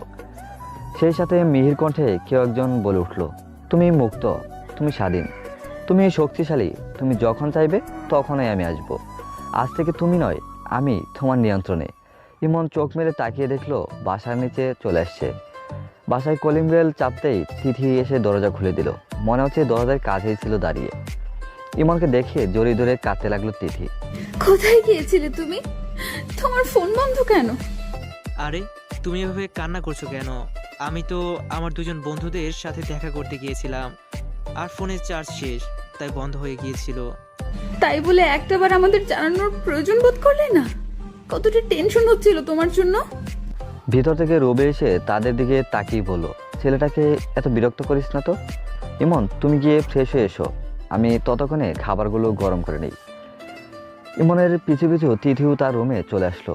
রুমের দরজাটা বন্ধ করে দিতেই ইমন চমকে উঠে পিছনে তাকিয়ে বলল, এ কি তিথি, তুমি? কেন, অন্য কাউকে আশা করেছিলে বুঝি? তুমি এভাবে কথা বলছো কেন? আর দরজা আটকালে কেন? তোমাকে শাস্তি দিব বলে। আমাকে তুমি করে বলছো কেন? আমি তোমার বড়, তারপরেও তোমার স্যার। তিথি ইমনের কাছে গিয়ে কলারটা ধরে বলল, বড় হয়েছে বলে কি তোমাকে আমার ভয় পেতে হবে? আমি আমার ভালোবাসার মানুষকে যা খুশি বলে ডাকতে পারি। আচমকা তিথির এমন আচরণে খানিকটা হকচকিয়ে গেছে ইমন। মেয়েটার হঠাৎ এত সাহস কি করে হলো? কি হলো, চুপ করে আছো কেন? কি বলবো আমি? আমাকে ভালোবাসো? আমি মিথ্যা বলি না। তাহলে আমাকে জড়িয়ে ধরো। কেন? জড়িয়ে না ধরলে বুঝবো তুমি আমাকে ভালোবাসো না। ইমন মনে মনে বলল, এটা কেমন কথা? ভালো না বাসলে কাউকে জড়িয়ে ধরতে হবে? কি হলো, ধরছো না কেন? তার মানে তুমি আমাকে ভালোবাসো। মোটেও না, আমি তোমাকে ভালোবাসি না। তাহলে জড়িয়ে ধরছো না কেন? ইমন কিছুটা কাপা হাতে আলতো করে তিথিকে জড়িয়ে ধরল। তার চোখের দিকে তাকিয়ে নিজের মুখটা কাছে নিয়ে গেল তিথি। ইমনের শরীরটা হালকা কাঁপছে। মাথার পিছনে হাত দিয়ে শক্ত করে ধরে দুজনের 4 ঠোঁট এক করে দিল তিথি। হঠাৎ পিছন থেকে রুবি খালা চিৎকার করে বলল, তিথি! চিৎকার শুনে তাড়াতাড়ি ইমনকে ছেড়ে দিল তিথি। আম্মুর দিকে তাকিয়ে কিছু একটা বলতে যাবে, তার আগে রুমের সামনে থেকে চলে গেল রুবি। তিথিও তার পিছু পিছু গেল। লজ্জায় ইমনের মরে যেতে ইচ্ছে করছে। এতক্ষণ ঘটে যাওয়া বিষয় ভেবে বারবার নিজেকে ধিক্কার দিতে লাগলো। এখন সে তার খালার সামনে কোন মুখে নিয়ে দাঁড়াবে? বিশ্বাস করে তাকে এই বাসাতে থাকতে দিয়েছে সে নিজের উপরে খুব ঘৃণা হচ্ছে তার। হঠাৎ মাথায় কারো হাতের স্পর্শে চমকে উঠে পিছনে তাকায়। খালা! অনেক ভয় পেয়েছো না? বোকা ছেলে। তিথি যে তোমাকে ভালোবেসে ফেলেছে সেটা আমি আগে থেকেই জানতাম। এতদিন আমি ভাবতাম শুধু তিথিই তোমাকে ভালোবাসে, তাই তোমাকে এই বিষয়ে কিছু বলিনি। তুমিও যে তিথিকে ভালোবাসো সেটা আমাকে আগে বললেই পারতে। আমি কি না করতাম? তাছাড়া তোমার আম্মুর সাথে তোমাদের দুজনের বিষয়ে অনেক আগেই আমি কথা বলে রেখেছি। আম্মু, তুমি সত্যি বলছো স্যারের সাথে আমার বিয়ে হবে? ইয়েস। আম্মু, কবে আমাদের বিয়ে হবে বলো না? এভাবে বাদরের মতো লাফাচ্ছিস কেন? তোর কোনো লজ্জা করছে না? লজ্জা করবে কেন? আমি তো আমার ভালোবাসার মানুষকে সারা জীবনের জন্য আপন করে পাবো, তাই না? রুবি তার মেয়ের কথায় কোনো উত্তর না দিয়ে রুম থেকে বেরিয়ে আসলো। ইমন উঠে দরজাটা বন্ধ করে দিয়ে এসে বলল, আম্মুর সামনে কেউ এভাবে কথা বলে? আমি আবার কি বললাম? আমি তো শুধু আমাদের বিয়ের কথাটা জানতে চাইলাম। মেয়েদের বিয়ের কথা শুনলে লজ্জা পেতে হয়, এটা নিয়ম। এভাবে বিয়ের কথা শুনে নাচানাচি করলে লোকে তোমাকে পাগলি বলবে, আর আমাকে বলবে পাগলির জামাই। হাজব, এভাবে হাসার কি হলো? হাসবো না? আমি পাগলি হলে তুমি কি তাহলে? তুমি হলে আমার পাগল জামাই। ও তাই? এখন তাহলে আমার পাগলি বউটাকে একটু আদর করে নি। একদম না, এখনো আমাদের বিয়ে হয়নি। আচ্ছা, একটু আগে তাহলে তুমি কি করছিলে? কই, আমি তো শুধু... তিথির মুখে আঙ্গুল দিয়ে আটকে দিল ইমন। টান দিয়ে নিজের বুকের মাঝে মিশিয়ে নিল তাকে। লজ্জায় তিথির মুখখানা লাল হয়ে উঠেছে, চোখ দুটো বন্ধ করে ফেলছে। ইমন আলতো করে তার কপালে ভালোবাসার পরশ এঁকে দিল। নিজেকে জড়িয়ে ধরে রুম থেকে বেরিয়ে গেল তিথি। পরদিন সকালে তিথিকে কলেজে পৌঁছে দিয়ে সোজা হসপিটালে চলে গেল ইমন। সেখানে কলেজে পাওয়া সবগুলো লাশ নিয়ে আসা হয়েছিল। হসপিটালের প্রধান ডাক্তার রাব্বির কেবিনে চলে গেল। কে আপনি? আমার নাম ইমন। আপনার হসপিটালে যে লাশগুলো নিয়ে আসা হয়েছিল তার বিষয়ে আমি জানতে চাই। সরি, পারমিশন ছাড়া আমরা কাউকে কোনো ইনফরমেশন দিতে পারবো না। ঠিক আছে, এক্ষুনি পারমিশন নিচ্ছি। কথাটা বলে রাব্বি কলার ধরে তাকে উঁচু করে তুলল। চোখ দুটো রক্তবর্ণ ধারণ করতে শুরু করেছে। রাব্বি আমতা আমতা করে বললে, ঠিক আছে, আমি এসব বলছি আপনাকে। নিচে নামিয়ে কলারটা ছেড়ে বলল, সবগুলো ডেট, বডির মেডিকেল রিপোর্ট আমার চাই। মেডিকেল রিপোর্ট তো পুলিশের কাছে, আমরা সেই ইন্সপেক্টর মহিবের কাছে সেগুলো জমা দিয়েছি। ইমন আবারও রাগীভাবে তাকালো তার দিকে। রাব্বি করুণ স্বরে বললেন, বিশ্বাস করুন, আমি সত্যি বলছি, আমাদের কাছে মেডিকেল রিপোর্ট নেই, কিন্তু লাশগুলোর ব্যাপারে কিছু ইনফরমেশন আমি আপনাকে দিতে পারি। কি ইনফরমেশন? প্রথম দিন যে 5টা লাশ হসপিটালে এসেছিল তাদের খুনের সাথে সাদিকের খুনের অনেকটা মিল রয়েছে। কি ধরনের মিল? সেই 5 জনকে একই রকমভাবে খুন করা হয়েছে, আর সাদিককে আলাদাভাবে খুন করা হয়েছে। কিন্তু এই 6টা লাশের শরীরে আমরা একই ধরনের আঙ্গুলের ছাপ পেয়েছি। একই ধরনের ফিঙ্গারপ্রিন্ট? হ্যাঁ, কিন্তু এগুলো কোনো মানুষের ফিঙ্গারপ্রিন্টের মতো হতে পারে না, কোনো ভয়ঙ্কর প্রাণী। তবে এই ধরনের প্রাণী আমি কোনোদিন দেখিনি। লাশগুলো কি আমি দেখতে পারি? লাশগুলো তো তাদের রিলেটিভস পরিচয় দিয়ে নিয়ে গেছে। রিলেটিভস? তার মানে লাশগুলোর পরিচয় জানা গেছে? হ্যাঁ, ইন্সপেক্টর মুহিব নিজে সাথে থেকে লাশগুলো পৌঁছে দিয়েছেন। তাহলে ডিটেলস আছে আপনার কাছে? আসলে ইন্সপেক্টর স্যার নিজে থেকে লাশগুলোর দায়িত্ব নিয়েছে, তাই আর কোনো ধরনের ডিটেলস রাখা হয়নি। হসপিটাল থেকে বেরিয়ে আসলো ইমন। ইন্সপেক্টর মুহিবের সাথে দেখা করে লাশগুলোর পরিচয় জানতে হবে। এরা কারা আর কেনই বা এদের খুন করা হয়েছে তার সব কিছু জানতে হবে। কিন্তু তার আগে একবার সাদিকের বাসায় যেতে হবে। সাদিকের কারোর সাথে কোনো শত্রুতা আছে কিনা এ ব্যাপারে তার পরিবারের লোকজন হয়তো কিছু জেনে থাকবে। একটা রিক্সা নিয়ে সরাসরি সাদিকের বাসার নিচে চলে আসলো ইমন। ভিতরে গিয়ে বেল বাজাতেই সাদিকের আম্মু দরজাটা খুলে দিল। ভিতরে এসো বাবা। ভিতরে গিয়ে সোফায় বসে বসে ইমন বলল, আন্টি, সাদিকের বডিটা কবে হসপিটাল থেকে নিয়ে এসেছেন? এসব কি বলছো বাবা? আমরা তো হসপিটাল থেকে সাদিককে আনিনি। অবাক কণ্ঠে ভদ্রমহিলার দিকে চেয়ে বলল, সত্যি আপনারা সাদিককে হসপিটাল থেকে আনেননি? আমি তোমাকে কেন মিথ্যে কথা বলবো? 2 দিন আগে আমরা হসপিটালে যাওয়ার পর ডাক্তার আমাদের বলেছিল 3 দিন পর এসে সাদিককে নিয়ে যেতে। সোফা থেকে উঠে দাঁড়ালো ইমন। সাদিকের বডিটা কে নিয়ে গেল তাহলে? এমন কোনো আত্মীয় স্বজন আছে যার কাছে সাদিকের ডেড বডি পৌঁছে দিয়েছে মুহিব? ভদ্রমহিলা কণ্ঠ একরাশ হতাশা নিয়ে জিজ্ঞেস করলো, কিছু হয়েছে বাবা? তেমন কিছু না আন্টি, আসলে সাদিকের লাশটা কেউ হসপিটাল থেকে রিলেটিভের পরিচয় দিয়ে নিয়ে গেছে। ভদ্রমহিলা ডুকরে কেঁদে উঠল। মুখে কাপড় গুজে ভারী গলায় কাঁদতে কাঁদতে বললেন, কে নিয়ে গেছে আমার সাদিককে? আমি আমার সাদিককে দেখতে চাই। কোথায় আছে আমার সাদিকের শরীর?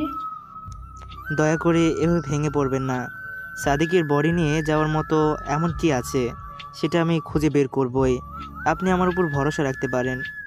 ভদ্রমহিলাটা কান্না আরও বেড়ে গেল। ভিতর থেকে বাসার অন্যান্য লোক বেরিয়ে আসলো। বাসা থেকে চলে আসলো ইমন। ডাক্তার রাব্বি যদি ইমনদের 3 দিন পরে হসপিটালে যেতে বলে, তাহলে কেন তার আগেই লাশটা হসপিটাল থেকে ছাড়লো? আর কে সেই আত্মীয় যাকে ইন্সপেক্টর মুহিব নিয়ে এসেছিল? থানায় গিয়ে ইমন সরাসরি ইন্সপেক্টর মুহিবকে সামনে দাঁড়ালো।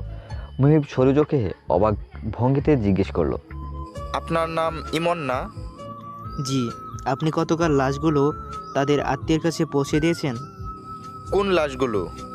যেগুলো আমাদের কলেজের কামরায় পাওয়া গেছে, তার সাথে সাদিকের লাশটাও।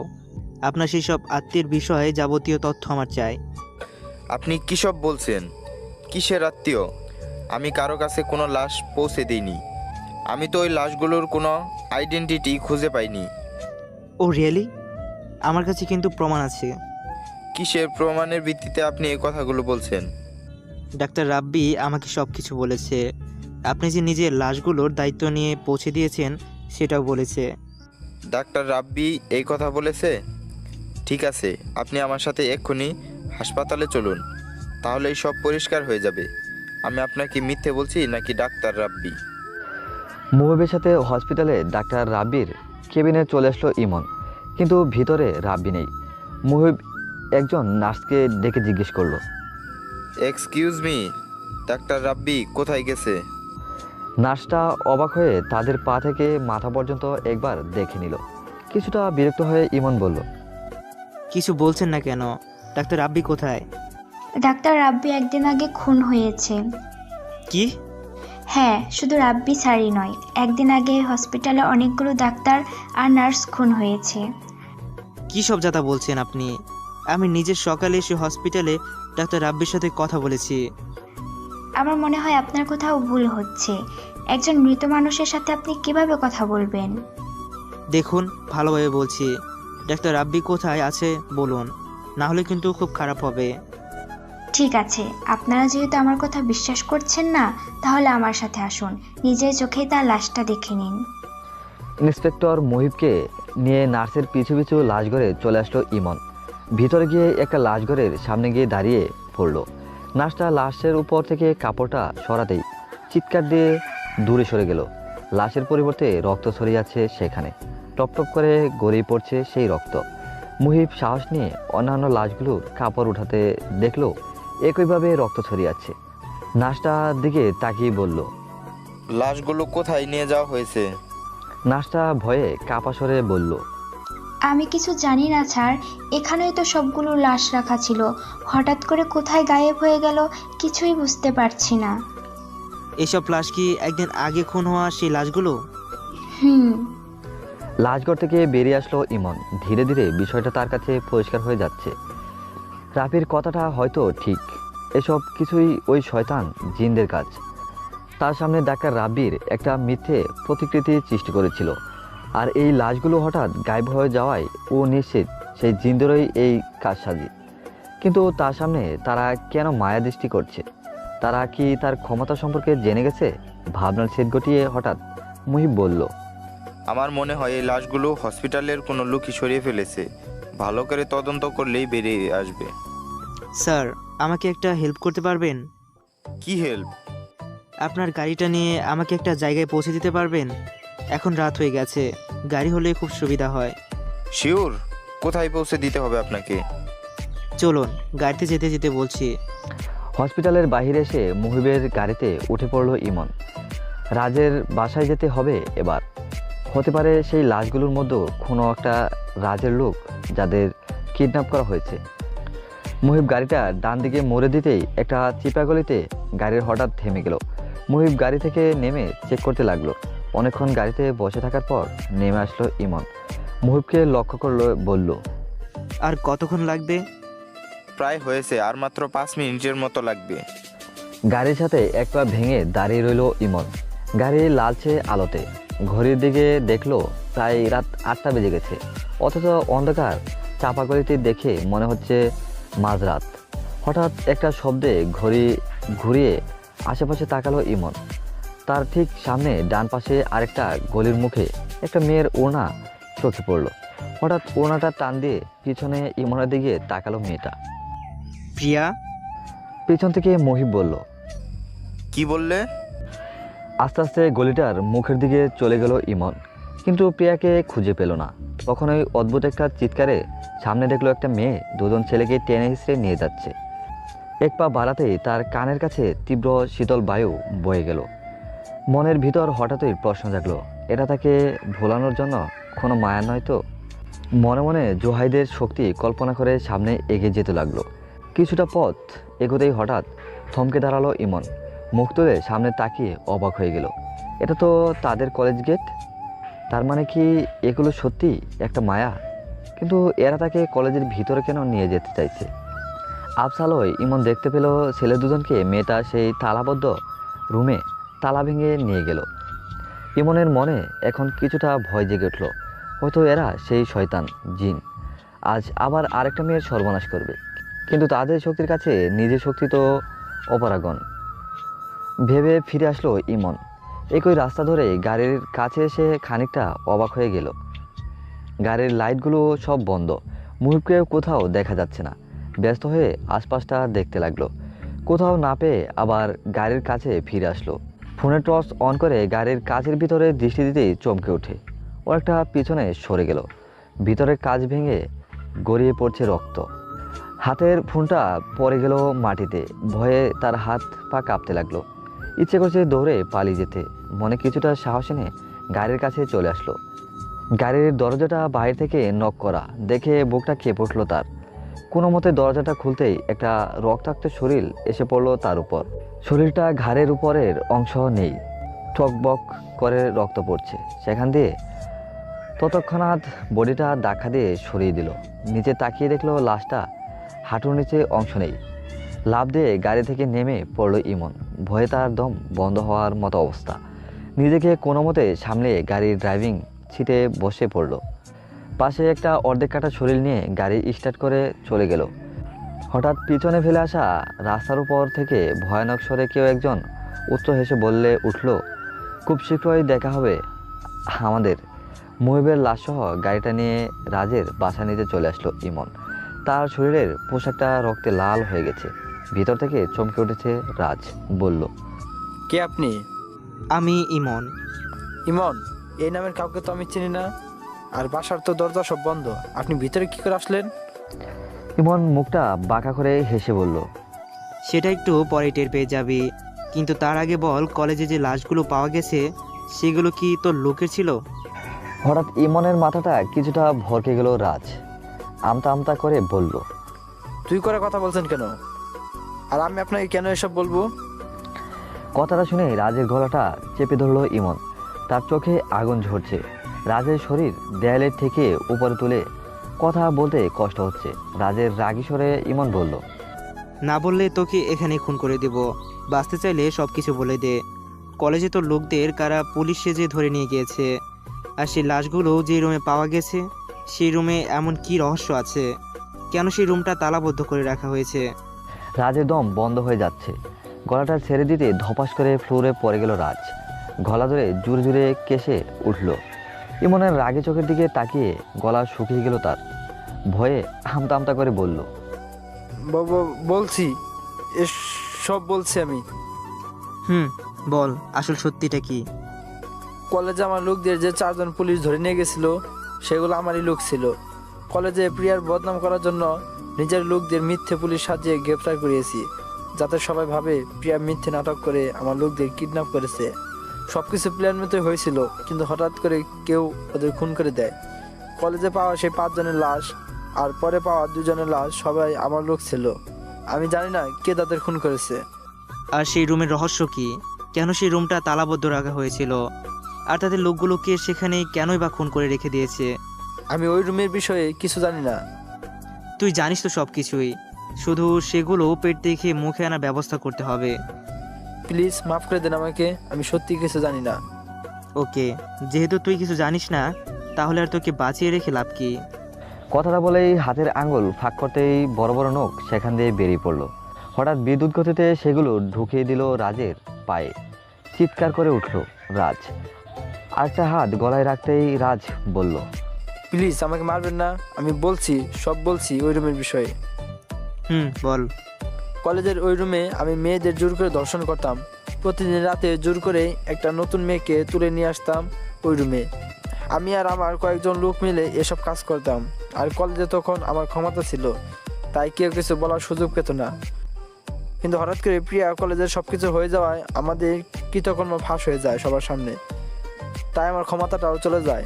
আর তখন থেকে এই রুমটা তালাবদ্ধ হয়ে রাখা হয়। কিন্তু এত বড় অপরাধ করার পর তোর কিছু হয়নি? তুই দিব্যি রাজনীতি করে যাচ্ছিস। না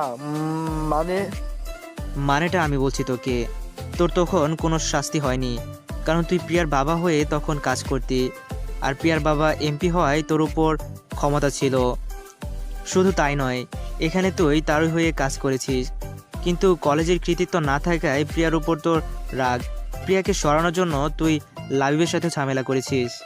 হ্যাঁ, আমি লাবিবের হয়ে কাজ করি, কিন্তু ওই লাবিব আমার সাথে বিশ্বাসঘাতকতা করেছে। আমাকে সমস্ত কলেজের সামনে অপমান করেছে, নিজের মেয়েকে কলেজের নেতা বানিয়েছে। আমি শুধু এটার প্রতিশোধ নেওয়ার জন্য এখনও ওর সাথে আছি। একটা সুযোগ পেলেই আমি ওকে দুনিয়া ছাড়া করে দেব। মৃত্যু তো তোর অবশ্যই হবে, কিন্তু তার আগে তোর মৃত্যু হবে। আমি তো আপনাকে সব সত্যি কথা বলে দিয়েছি, তাহলে কেন আমাকে মারতে চাইছেন? অর্পাকে কেন খুন করেছিস তোরা? কেন তাকে পশুর মতো অত্যাচার করেছিস? অর্পা? বিশ্বাস করুন, অর্পাকে আমি কিছুই করিনি, আমি ওকে খুন করিনি। তাহলে কে খুন করেছে অর্পাকে? তা আমি জানি না। আমি তো শুধু অর্পাকে তার হাতে তুলে দিয়েছিলাম। কার হাতে?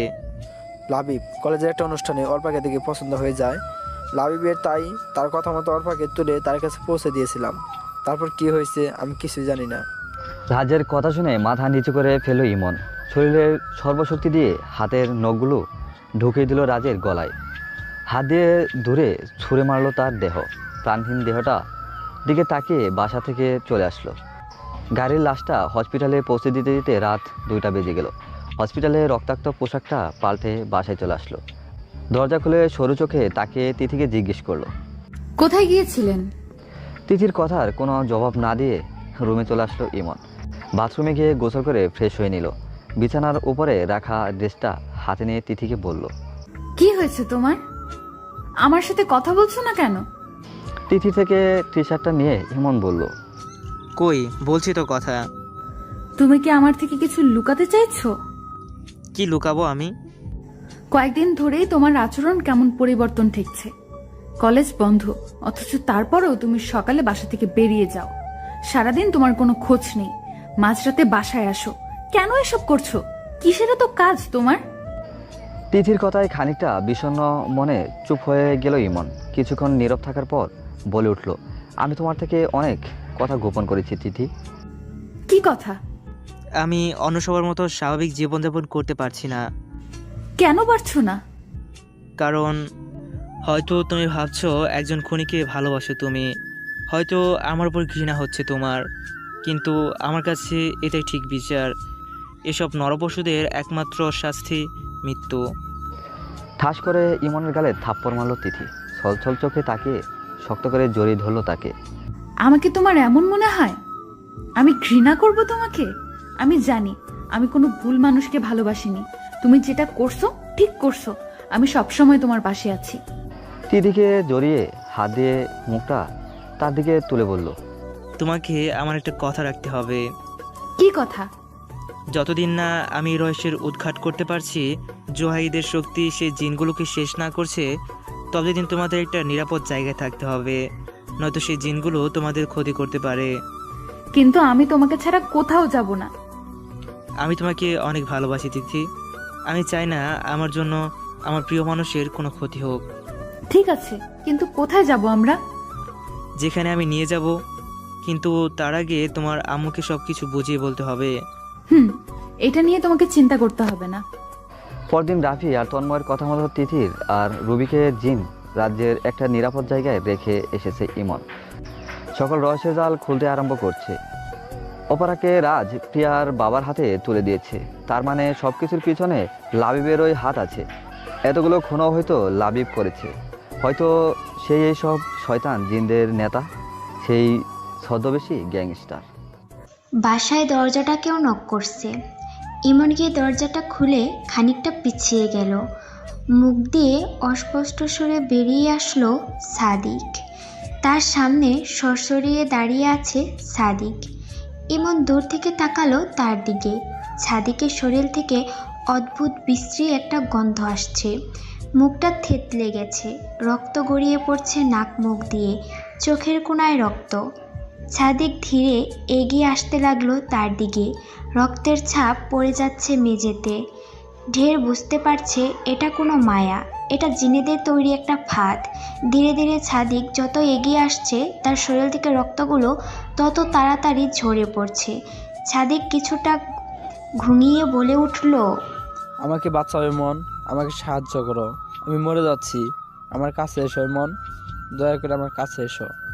ইমন কিছু না বলে পিছিয়ে যেতে লাগলো। সাদিক আরও এগিয়ে যাচ্ছে। তার শরীরের উপর থেকে ধীরে ধীরে মিলিয়ে যাচ্ছে। মাথা ছাড়া একটা দেহ হেঁটে আসছে ইমনের দিকে। টক বক করে রক্ত ঝরছে তার সমস্ত শরীর থেকে। অদৃশ্য জায়গা থেকে কান্নার আওয়াজ আসছে। ইমন পকেট থেকে মুহিবের বন্দুকটা বের করে পরপর 4টে গুলি করলো। বেলুনের মতো ফেটে রক্ত মাংস ছিটকে পড়ল রুম জুড়ে। হঠাৎই সমস্ত কিছু অদৃশ্য হয়ে গেল। রুমটায় আবার আগের মতো নীরবতা আসলো। এত নীরবতা ইমনের মনে কিছুটা অস্থিরতা সৃষ্টি করলো। এরা তো সহজে যাওয়ার নয়, নিশ্চয় আবার কোন দিক থেকে আক্রমণ করে বসবে। হাতের বন্দুকটা পজিশনে নিয়ে ইমন বলল, আমি জানি তোরা আশেপাশে আছিস, কোথায় হয়তো লুকিয়ে বসে আছিস। সাহস থাকলে সামনে আয়। এভাবে ভিতর মতো লুকিয়ে আছিস কেন? হঠাৎ সমস্ত রুমে ভয়ঙ্কর একটা হাসি ছড়িয়ে পড়ল। সেই সাথে ভারী গলায় ভেসে আসলো, অনেক সাহস তোর না? ঠিক আছে, আগে আমার চেলাদের সাথে একটু খেলে নে, তারপর না হয় আমি আসবো। চারপাশে কালো প্রতিকৃতি সৃষ্টি হলো। ধীরে ধীরে সেগুলো মানুষের রূপ নিল। ভয়ঙ্কর আকার ধারণ করলো সবগুলো শরীর। পাশ থেকে একটা দৌড়ে আসতেই জুড়ে লাথি দিল ইমন। দূরে পড়ে গেল দেহটা। ঘাড় থেকে মাথাটা আলাদা হয়ে গেল। পেছন থেকে আরেকটা এগিয়ে আসলো। হাতছাড়া দেহটার পা দুটো আলাদা করে দিল ইমন। একে একে সবগুলোই দেহই ছিন্ন বিচ্ছিন্ন করে দিল। কিন্তু তবুও বারবার এগিয়ে আসছে। মনে হচ্ছে মার খাওয়ার পর আরও বেশি শক্তিশালী হয়ে যাচ্ছে এরা। বন্দুকটা ভরে মাথার মাঝ বরাবর মারতে একটা অদৃশ্য হয়ে গেল। একে একে সবগুলোর মাথায় মারতে অদৃশ্য হয়ে গেল সব দেহগুলো। আবারও সেই ভয়ঙ্কর হাসি ভেসে এলো। সামনে রাখা চেয়ারটায় তৈরি হলো একটা মানুষের প্রতিকৃতি। ইমন অবাক হয়ে দেখল তার সামনে চেয়ারে লাবিব বসে আছে। আগুন ঝরানো চোখ দিয়ে রাগী স্বরে লাবিব বলল, তুই কি ভেবেছিস এই আত্মাগুলো তোর গুলি খেয়ে চলে গেছে? আমার উপস্থিতিতে এরা চলে গেছে। তুই অনেক বড় অপরাধ করেছিস লাবিব, এর শাস্তি তোকে পেতেই হবে। শাস্তি? আমাকে শাস্তি দিবি তুই? লাবিবের কথায় কিছুটা থমকে গেল ইমন। লাবিব আত্মা? সে কি তাহলে জিন না? তুই যাকে খুঁজছিস তাকে কোনোদিনই পাবি না। সে তোর চেয়ে হাজার হাজার গুণ শক্তিশালী। তার কাছে পৌঁছানোর আগেই তুই আমার হাতে মৃত্যুবরণ করবি। আমার খুব আফসোস লাগছে যে আমি যাকে খুঁজেছি সে তুই না, কিন্তু তুই তো ওর শাস্তি ঠিকই পাবি। তুই অর্পাকে খুন করেছিস, তোকে শাস্তি পেতে হবে। অর্পাকে আমি খুন করিনি, তবে খুন করতে সাহায্য করেছি। আর শুধু তাই না, তোর বন্ধু সাদিককেও আমি খুন করিয়েছি। সাদিককে তুই খুন করিয়েছিস? কি করেছে সাদিককে খুন? হঠাৎ পিছন থেকে কেউ একজন বলে উঠল। আমি খুন করেছি সাদিককে। চমকে উঠে পিছনে তাকালো ইমন। বিস্ময়ের চোখ দুটো কপালে তুলে বলল, প্রিয়া, তুমি সাদিকের খুন করেছো? হ্যাঁ, আমি সাদিককে খুন করেছি। তোরই বন্ধু ছিল না? তোকে বড্ড সাহায্য করতে চেয়েছিল বেচারা। আমার ভাবতেও ঘৃণা হচ্ছে প্রিয়া, তুমি একটা মেয়ে হয়ে এসব মানুষরূপী শয়তানদের সাথে কাজ করছো। তোমার লজ্জা লাগে না এসব হিংস্র কাজ করতে? লজ্জা? আমাদের কোনো লজ্জা নেই। লজ্জা তো আছে তোদের মতো মানুষের। আমরা আত্মা, শক্তি আমাদের জীবন। শক্তির জন্য আমরা যা খুশি করতে পারি। রাগীভাবে ইমন বলল, তাহলে এখন শাস্তি পাওয়ার জন্য তৈরি হয়ে নাও। হাতের বন্দুকটা তুলে কয়েকটা গুলি করলো প্রিয়ার দিকে। গুলি প্রিয়াকে ভেদ করে বেরিয়ে গেল, কিন্তু তার কিচ্ছু হলো না। ইমন কাছে গিয়ে হাত তুলে দেখলো তাকে স্পর্শ করতে পারছে না। অবাক হয়ে কিছুটা পিছিয়ে গেল। লাবিব আর প্রিয়া আবার ভয়ঙ্করভাবে হেসে উঠল। ধীরে ধীরে তারা এগিয়ে আসতে লাগলো ইমনের দিকে। হঠাৎই চোখে ঝাপসা দেখতে লাগলো ইমন। মাথা ঘুরে সেখানে জ্ঞান হারিয়ে ফেলল। জ্ঞান ফিরতে চোখের সামনে তুষার আর রাফিকে দেখে অবাক হয়ে বলল, আমি কোথায় আছি এখন? লাবিব আর প্রিয়া কোথায়? তুমি এখন নিরাপদ জায়গায় আছো, কোনো ভয় নেই। লাবিবার প্রিয়ার কাছ থেকে অনেক কষ্টে আমরা তোমাকে তুলে এনেছি, আর একটু দেরি হলেই ওরা তোমাকে মেরে ফেলতো। লাবিব আর প্রিয়া কি তাহলে সত্যি কোনো আত্মা? ওরা মানুষ নয়? না, ওরা মানুষ নয়, একটা মানুষ রূপে আত্মা। কিন্তু এতদিন কি প্রিয়া তাহলে অভিনয় করেছে? এটা কিভাবে সম্ভব? কেউ তার আসল রূপ বুঝতে পারেনি? আমার মনে হয় ও সেই পরিমাণ শক্তি অর্জন করেছে যতটা শক্তি তাকে আত্মাদের বশ করতে সাহায্য করবে। তারপর ওইসব আমাদের মাঝে শক্তির রূপ নিয়ে মানুষ রূপে তাদেরকে নিয়ন্ত্রণ করছে। কিন্তু আমরা তো তার কাছে কীভাবে পৌঁছাবো? কীভাবে জানবো সে কে? কে সে আড়াল লুকিয়ে থাকা গ্যাংস্টার? যেহেতু সবগুলো হত্যার কারণ জানা গেছে, অর্পার খুনিদের চিহ্নিত করা গেছে, তাই তাকেও খুঁজে বের করা যাবে। কিন্তু কিভাবে আমরা তার কাছে পৌঁছাতে পারবো? জুহাইদদের ক্ষমতার জুহাইদ আমাদের তার কাছে পৌঁছাতে সাহায্য করবে। কিন্তু জুহাইদের কি সেই ক্ষমতা আছে? ওই জিনকে হারানোর শক্তি কি জুহাইদের ভিতরে আছে? জুহাইদ তার বাবার বন্ধু একলিসের শক্তি নিজের মধ্যে নিয়ে সেই জিনদের সাথে লড়বে। আর যেহেতু এর মধ্যে জুহাইদ অনেক শক্তি অর্জন করেছে, তাই তোমার শক্তিও অনেক গুণ বেড়ে যাবে, কারণ জুহাইদের শক্তি তোমার মধ্যে আছে। আর তোমরা দুজনে মিলে একসাথে সেই জিনদের সাথে লড়বে। ঠিক আছে, আমি প্রস্তুত লড়তে। কিন্তু জুহাইদ কোথায়? তোমার পাশে। রাফির কথায় পাশে তাকালো ইমন। লম্বা সুঠাম দেহের অধিকারী একটা বিস্ময়কর সৌন্দর্যের কোনো যুবক তার সামনে দাঁড়িয়ে আছে। চোখ দুটো টকটকে লাল, পা থেকে মাথার উপর পর্যন্ত আলো ছড়াচ্ছে তার দেহ থেকে। ইমন বিস্মিত হয়ে বলল, আপনি রাজকুমার জুহাইদ? হ্যাঁ, আমি জুনাইদ, কিন্তু আমাকে আপনি বলবে না, আমি তোমার বন্ধু। ঠিক আছে, কিন্তু আমরা কিভাবে ওই গ্যাংস্টার জিনের কাছে পৌঁছাবো? এটা একমাত্র একশিল অতি বলতে পারবে, আর তার থেকে শুনতে হবে আমাদের এখন কি করণীয়। জুহাইদ ছোট একটা বল হাতে থেকে ছুঁড়ে মারল উপরে। বলটা অনেক বড় আকার ধারণ করে তার সামনে হাওয়ায় ভাসতে লাগলো। তার ভিতরে ফুটে উঠল একটা স্পষ্ট মুখ। কাপা সুরে আওয়াজ আসলো, কি চাও তোমার রাজকুমার? আমরা সেই শয়তান জিনের কাছে যেতে চাই যে অর্পাকে খুন করেছে, যার ইশারায় সাদিক সহ সবগুলো রহস্যময় খুন হয়েছে। তার কাছে যেতে হলে তোমাদের আগে তার কাছ থেকে সৈন্যদের মুক্ত করতে হবে। সে যেসব আত্মাদের বশ করে শক্তির রূপ দিয়ে নিজের নিয়ন্ত্রণে নিয়েছে তাদের সবাইকে তোমাদের মুক্ত করে দিতে হবে। তাহলে তার শক্তির অর্ধেক কমে যাবে। তখন তোমরা তাকে সহজেই হারাতে পারবে, ধ্বংস করতে পারবে, তাকে সহ তার সব শক্তি। তাহলে বলুন, কিভাবে আমরা সেই সব আত্মাদের মুক্তি করতে পারবো? কিভাবে ধ্বংস করতে পারবো তার অর্ধেক শক্তি? এটা বড় কঠিন একটা কাজ। শয়তানটা সব আত্মাদের একটা গোপন জায়গায় আটকে রেখেছে। সে জায়গা বড় ভয়ঙ্কর। প্রত্যেক মুহূর্তে সেখানে নতুন নতুন বিপদের সৃষ্টি হয়। একটা বিপদ পেরোতেই আরেকটা বিপদের সৃষ্টি। আর সবচেয়ে বড় কথা হলো, সেখানে তুমি যেতে পারবে না। সেখানে ইমনকে যেতে হবে, কারণ ওই জায়গায় শুধুমাত্র মানুষই প্রবেশ করতে পারবে। কিন্তু ইমন কি পারবে একা সেই বিপদ মোকাবেলা করতে? তুমি চিন্তা করো না জোহাইদ, ইমনের উপর আমার যথেষ্ট বিশ্বাস আছে।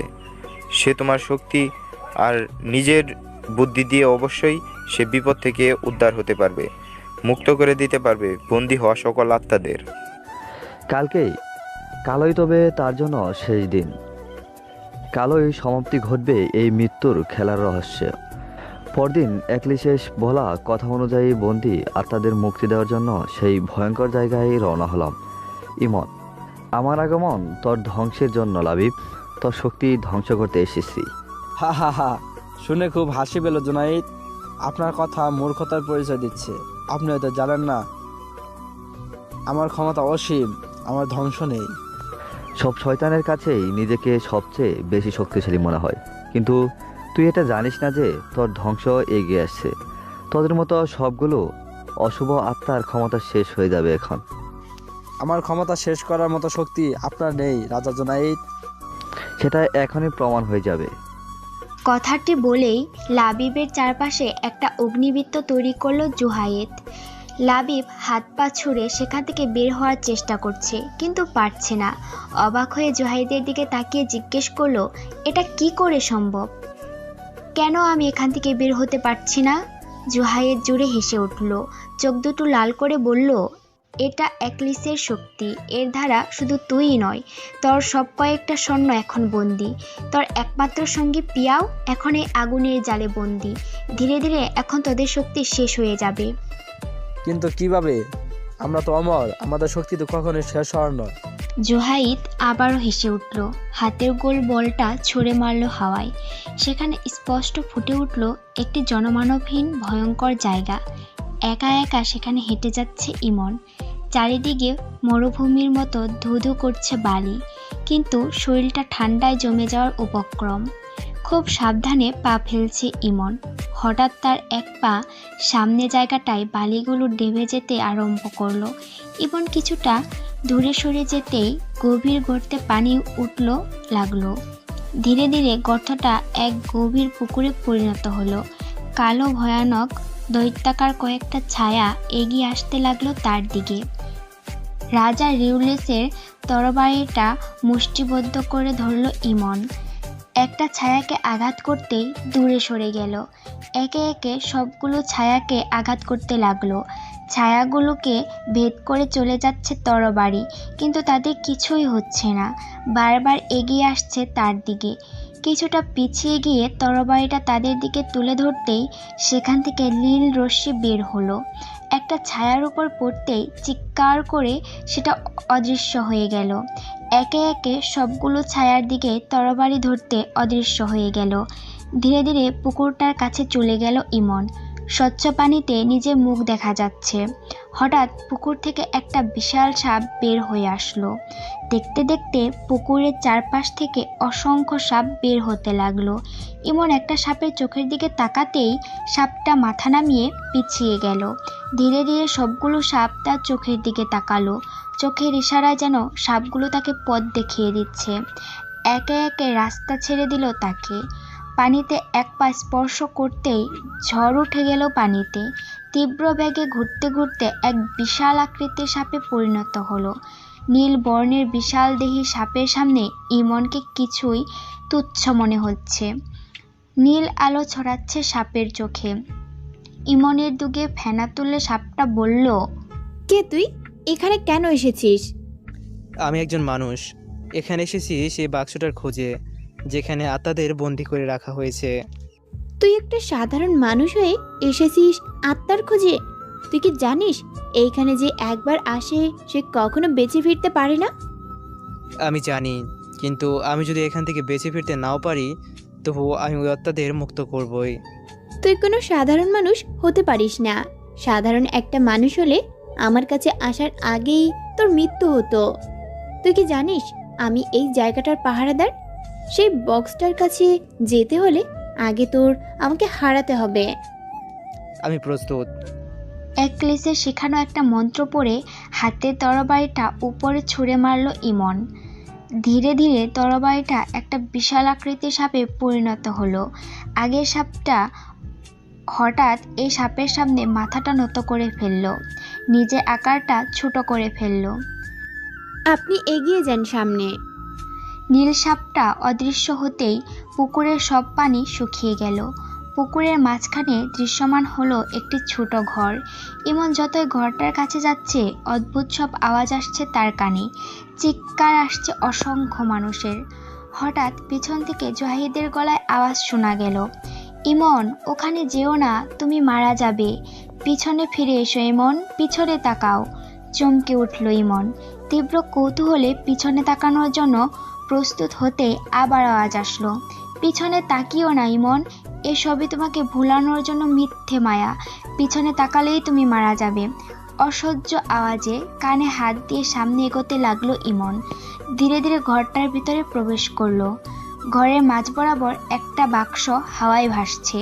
বাক্সটা হাতে নিয়ে বেরিয়ে আসলো ঘর থেকে। তখনই চারপাশ থেকে অনেকগুলো আত্মা ঘিরে ফেললো তাকে। থমকে দাঁড়ালো ইমন, বুঝতে পারছে না কি করবে। হঠাৎ জহিদের কণ্ঠে ভেসে আসো, বাক্সটা খুলে উপরে ছুঁড়ে মারো ইমন, তাড়াতাড়ি করো, না হলে ওরা তোমাকে মেরে ফেলবে। এদের শক্তি অনেক বেড়ে গেছে।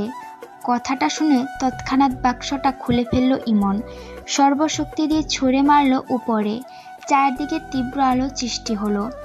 উপরে উঠে যাচ্ছে যেন একটা আলোকের লালচে আলো। কিছুক্ষণ পর পরিবেশটা আগের মতো হয়ে গেল। সমস্ত আত্মার মুক্তি হয়েছে। ইমন আর এক মুহূর্ত দেরি না করে সেখান থেকে বেরিয়ে আসলো। বাইরে আসতেই জুহাইদের সাথে দেখা হলো। তারা দুজনে একসাথে উড়ে চলে আসলো অনেকটা পথ। হঠাৎই তাদের মাথার উপরে আকাশটা ঘন কালো বর্ণ ধারণ করলো।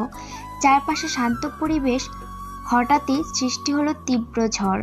ভয়ঙ্কর একটা আওয়াজ আসতে লাগলো তাদের কানে। জুহাইদ অস্পষ্ট সুরে বলে উঠল, সে আসছে। ইমন খানিকটা উদ্বিগ্ন হয়ে বলল, এটাই কি সেই জিন? হ্যাঁ, তুমি আর দেরি করো না ইমন, তাড়াতাড়ি এখন থেকে চলে যাও। এখান থেকে সামনে কিছু দূর যেতেই একটা ঘন জঙ্গল পড়বে। সেখানেই কোনো একটা গাছের নিচে কোঠরে লুকিয়ে আছে একটা সবুজ পোকা। তোমাকে মারতে পারলেই জিন মারা যাবে, কারণ তার ভিতরেই লুকিয়ে আছে জিনটার প্রাণ।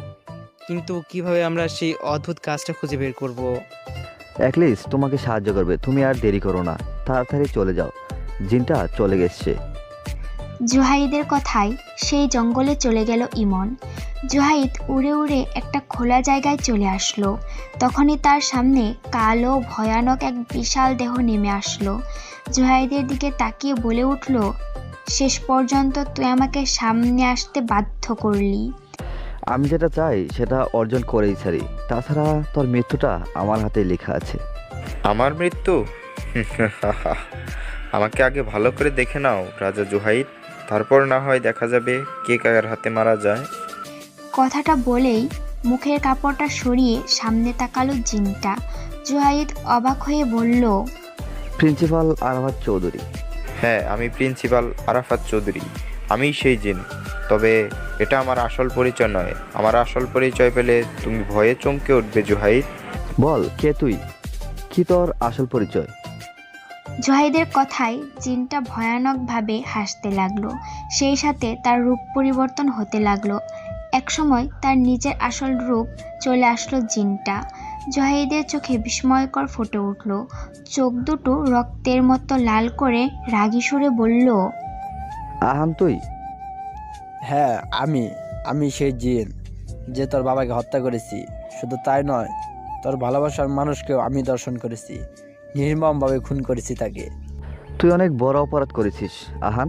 তোকে সেই দিনই হত্যা করা উচিত ছিল, যেই দিন তুই আমার বাবাকে মেরেছিলি। কিন্তু তখন আমার শক্তি ছিল না, আজ আমার শক্তি আছে।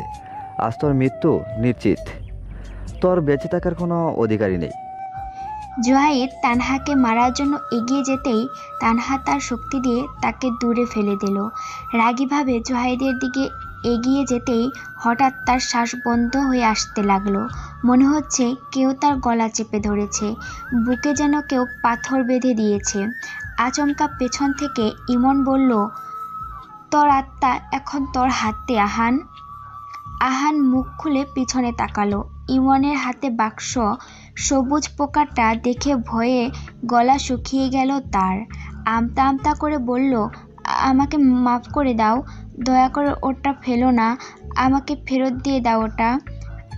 আমি তোমাদের সব কথা শুনবো, তোমরা যা বলবে তাই করব। জহিদ ইমনের হাত থেকে বাক্সটা নিয়ে আগুনে পুড়িয়ে দিল। আহান জুড়ে চিৎকার করছে, তার শরীর নিচ থেকে পুড়ে অদৃশ্য হয়ে যাচ্ছে। দেখতে দেখতে সমস্ত শরীর পুড়ে গেল তার। একটা তীব্র আলো ছড়িয়ে পড়ল চারদিকে। জুহাইদ ইমনের কাঁধে হাত রেখে বলল, আমাকেও যেতে হবে বন্ধু। কোথায় যাবে তুমি? আমার রাজ্য, সেখানে আমার জন্য সবাই অপেক্ষা করছে। এখনই যাওয়ার কি দরকার? আর দেরি করা ঠিক হবে না। তুমি ভালো থেকো, আর যখন মন চাইবে আমার কথা স্মরণ করলেই আমার শক্তি তোমার উপর, মানে তোমার মাঝে চলে আসবে। তখন আমার সাথে কথা বলতে পারবে তুমি। তবে তার হয়তো আর প্রয়োজন হবে না। সকল রহস্যের আজ সমাপ্তি ঘটেছে, শেষ হয়েছে মৃত্যুর খেলা, অনুচ্ছেদ। ভালো থেকো, আসি। ইমনের সামনে তিনজন দাঁড়িয়ে আছে, রাফি, তুষার আর জুহাইদ। ধীরে ধীরে তারা উপরে উঠে যাচ্ছে। তীব্র আলোর বেগে উড়ে চলে গেল তারা। ইমনের চোখের কোণে পানি চলে এসেছে। হাতের উল্টো পিঠে পানিটা মুছে কাঁধে করে স্পর্শ অনুভব করলো। পিছনে তাকে দেখলো তিথি দাঁড়িয়ে আছে। এভাবে আর কতক্ষণ দাঁড়িয়ে থাকবে? বাসায় যাবে না? যাব। খালা কোথায়? আম্মু বাসায়, আমাকে বলল জামাই নিয়ে বাসায় যেতে। জামাই মানে? কে জামাই? ইস ন্যাকা, জামাইকে তিনি জানে না। আমাদের তো এখন বিয়ে হয়নি, তাহলে জামাই হলাম কিভাবে? হওনি তো হবে, আজকে হবে। ও তাই? তাহলে বউকে একটু অগ্রিম আদর করে নিই। ওই না, তুমি একদম আমার কাছে আসবে না। কেন? তুমি এখনো আমাকে প্রপোজ করো নাই। আগে প্রপোজ করো, তারপর ভালোবাসা। খাইছে আমারে। কি বললে তুমি? কই, আমি বললাম কিভাবে প্রপোজ করব? তোমার ইচ্ছে, তবে ভালো না হলে কিন্তু আমি একসেপ্ট করব না। ওকে। ইমন তিথির হাতটা তার হাতের মধ্য দিয়ে চোখের দিকে তাকিয়ে বলল, সুপ্রসারিত গগনে শুভ চাঁদের আলোয় মাখবো তোমার গা। যদি তুমি পাশে থাকো, বসন্তের রঙিন আভাসে ভাসাবো তোমায়। যদি তুমি পাশে থাকো, একগুচ্ছ জোনাকির আলো গেঁথে দেব তোমার খোপায়। যদি তুমি পাশে থাকো, হৃদয়ের সিংহাসনের রানী করে রাখবো তোমায় সারাটা জীবন। যদি তুমি পাশে থাকো। কিন্তু যদি বলো কেন? কারণ আমি তোমাকে ভালোবাসি। হ্যাঁ, বড্ড বেশি ভালোবাসি। তুমি কি আমার হবে? সেই শুভ্রতার নীলিমা, রঙিন ক্যানভাসের সেই অঙ্কন, ভালোবাসার রানী। তিথির চোখের কোণে জল, মুগ্ধ হয়ে তাকালো সেই মোহময় চাহনির পানে। শক্ত করে জড়িয়ে ধরল তার ভালোবাসাকে, যেন কোনোদিন হারাতে দিবে না। ইমন তিথির মাথায় একটা চুমু দিয়ে বলল, এখনো কিন্তু কিছু বলো নাই, কেমন হয়েছে আমার প্রপোজ? খুব একটা ভালো না, তবে চলবে। তিথি ভেঙচি কেটে সামনে হাঁটতে লাগলো, মুখে তার প্রসারিত হাসি। পিছনে ছুটে আসছে ইমন। মজার ছলে একটু জোরে ছুটে চলল তিথি। ইমন পিছু পিছু দৌড়ে চিৎকার করে বলল, চলবে মানে কি? বললে না তো। ভালোবাসি ভালোবাসি ভালোবাসি, বড্ড বেশি ভালোবাসি।